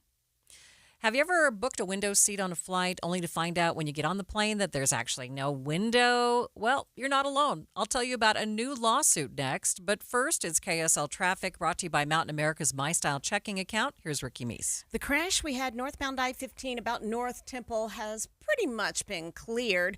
The delays are not, and we had a secondary crash in that backup on northbound I-15 in the downtown area. So we still have residual delays almost back to 3300 South, plus a new crash northbound I-15 in Roy at 5600 South being moved to the shoulder. While you're planning your day, plan for comfort too with the Good Feet store. Find the location nearest you at goodfeet.com. Ricky Meese in the KSL Traffic Center. I'm Jordan Wilcox, your Utah tax attorney. When life gets overwhelming, some things tend to fall by the side. I'm Carlos Sanchez from Draper, Utah. I was managing a business, helping out a business, doing paperwork and getting paid, and my wife got sick. We filed taxes, but then we got audited. And when I went and talked to the IRS, they didn't give me any choice. The IRS pretty much said, this is what you owe us, when are you gonna pay us? And we're talking quite a bit. But every time I drive, I listen to the radio. Jordan Wilcox, Jordan Wilcox. So I figure there's a reason these guys on the radio. So I called them. Put an end to IRS collection and aggression today. The amount that the IRS came up with, close to $250,000, and the offering compromise was about $7,600. That's it. This is Utah tax attorney Jordan Wilcox. Let's solve your IRS nightmare. Visit endtaxworry.com. Go for it. The outcome, it was worth it. I'm okay. endtaxworry.com. Sign up for KSL Text Alerts. Get breaking news and traffic updates by texting the word news to 57500. Want access to exclusive contests? Text contest to 57500. Jazz fans, text the word jazz for breaking jazz updates. And Cougar fans, text BYU to 57500 for the latest on the Cougars. Message and data rates may apply. This is the story of the one. As a lineman, he does whatever it takes to keep the power on in his community. And he wants a partner like Grainger who does the same. Grainger offers the professional-grade products he needs, from voltage detectors to harnesses to hard hats, plus fast, dependable delivery, so he can rise to every challenge. Call 1-800-GRAINGER, click Grainger.com, or just stop by. Grainger, for the ones who get it done. This message comes from Viking, committed to exploring the world in comfort. Journey through the heart of Europe on an elegant Viking longship with thoughtful service, destination-focused dining, and cultural enrichment on board and on shore. With small ships that bring travelers closer to the destination, there's more time to explore. And every Viking voyage is all-inclusive, with no children and no casinos. Discover more at Viking.com. I didn't just lose 82 pounds in 16 weeks. I lost fear. I lost shame. I lost that nagging voice in my head that told me I couldn't do it. I thought weight loss meant being hungry or miserable. Soda showed me something different. I wasn't starving. I wasn't white-knuckling it throughout the day. I was learning. I was eating real food, texting my nutritionist when I had a question or hit a wall. People asked if I'd do it again, and I tell them I'd do it twice. Because when I got back, my energy, my focus, my sense of control, this isn't about fitting into skinny jeans. It's about showing up for life. Go to sodaweightloss.com. Put the Request Your Nutritionist callback. SOTA, it stands for State of the Art. Sodaweightloss.com. You can do this. You know how I know you can do it? Man, I did it. And I like to eat. Sodaweightloss.com. Soda is, say it with me, state of the art. This is Midday. I'm Maria Shilaos. People in Milwaukee, Wisconsin are still recovering from what's being called a 1,000-year flood. More than 14 inches of rain fell in the area less than 2 weeks ago, prompting evacuations for thousands of people. Today, hundreds of volunteers are on the ground cleaning up and helping people find new housing. One of those helping out is Utahn Jennifer DeTapia. I'm working at a shelter in a high school for the remaining clients that still haven't been able to get back into their homes. We have about 50 people right now. And so what I do in particular is I'm helping them find the resources that they need to be able to transition into new long-term housing. She says many of the people affected didn't have insurance, that they were just renters. And given the financial insecurity of the area where the flooding hit the hardest, there are a lot of people who need help. A lot of these people are renters now. Owners, would have had insurance and things like that. So we have basically a lot of elderly people and low-income people, some with disabilities, who were renting and sometimes in a basement apartment. So the basements definitely got flooded out. Some people's homes got washed off the foundation. There's a wonderful elderly lady here. I was listening to her story yesterday about, she's rented this place forever, and it's washed off the foundation, and she lost everything, and she's on a fixed income of, not a lot per month, just SSI, and so finding a new house for her to rent is going to be a challenge, but it's going to be, really rewarding to be able to help her find that. This is Jennifer's 6th deployment as a volunteer for the Red Cross. It's so interesting to be able to serve on occasions like this. I enjoy meeting people. I enjoy seeing real America. You see one thing on the news, and then when you go to a place, you really get a feel for the people and what they're going through. That might or might not be what you see on TV. It's just incredibly rewarding. It's so much fun to make friends and help people. Jennifer says the organization is always looking for more support, whether through donations or volunteers. To find out more how you can help, just go to redcross.org. If you prefer a window seat on an airplane, you're not alone, and the airlines know that, so they've started charging more for those seats. But if you've ever been in one of those premium seats and you didn't get the window experience that you paid for, you might be able to get some money. On this episode of Start Here, host Brad Milkey explores why passengers are suing Delta and United Airlines over charges for windowless window seats. What's your favorite seat on an airplane? Some people like a window, some like an aisle. No one likes middle, but if you're traveling with a companion, some of us are expected to make sacrifices. Airlines know you've got these preferences, of course, which is why they will charge customers extra for the most desirable seats. Seats with extra legroom, seats near the front, and increasingly, window and aisle seats that are otherwise normal. Well, earlier this week, Delta and United Airlines were sued in potential class action lawsuits for charging window seat prices for what customers called windowless seats. Every major U.S. carrier buys their planes from Boeing or Airbus, which design every seat on the side to be near a window. However, this lawsuit says some of these models cover up a window with a panel behind which they can put electrical cables or air conditioning ducts. And if you go to the website Seat Guru and look up the Boeing 757-200 that Delta uses for a lot of its cross-country flights, you'll see in row 22, seats A and F are colored bright red. They're standard Delta comfort seats, meaning they cost more, but, quote, this seat is missing a window. You won't find that clarification on the airline's website, though. The law firms say their clients paid for what they thought was a window seat, but effectively paid to sit next to a blank wall. Since this is a design quirk of dozens of planes making multiple flights a day, they claim millions of customers are owed recompense. Really, this comes down to what you mean by window seat. Some people, I'm sure, just want to sit on the edge of the aircraft, one less neighbor bumping their elbows. You might want to be able to corral your kid or simply avoid strangers climbing over you to get to the restroom. Or maybe you want to sleep leaning against a vertical surface. In fact, for that, the cabin wall might be comfier. But others want window seats because of the window. Maybe you like natural light. Maybe you want it dark. You want to control that window shade. Some look outside to avoid motion sickness. And then, of course, some are looking out the window because it's fun. You paid hundreds of dollars to sit in the sky. Why not check out what everything looks like from up there? Delta and United are not commenting. The lawsuits are demanding refunds for fees plus punitive damages, but they also say companies could have avoided this by disclosing the little surprise facing passengers, the way several of their competitors already do. The fact that these companies didn't, lawyers claim, shows you just how shady they are. Jeff Kaplan joins me now. I can't even remember the last time I sat in a window seat, because when your husband's 6'3", he wants the aisle, and that means unless you're sitting in the middle. I'm sitting in the middle all the time. And your Minute of News is talking about this. Coming up at 3:38, I'm going to talk about this lawsuit. I think, quite a bit to say, but meantime, my favorite seat, co-pilot. I'm a flight simmer. I want to be in the cockpit.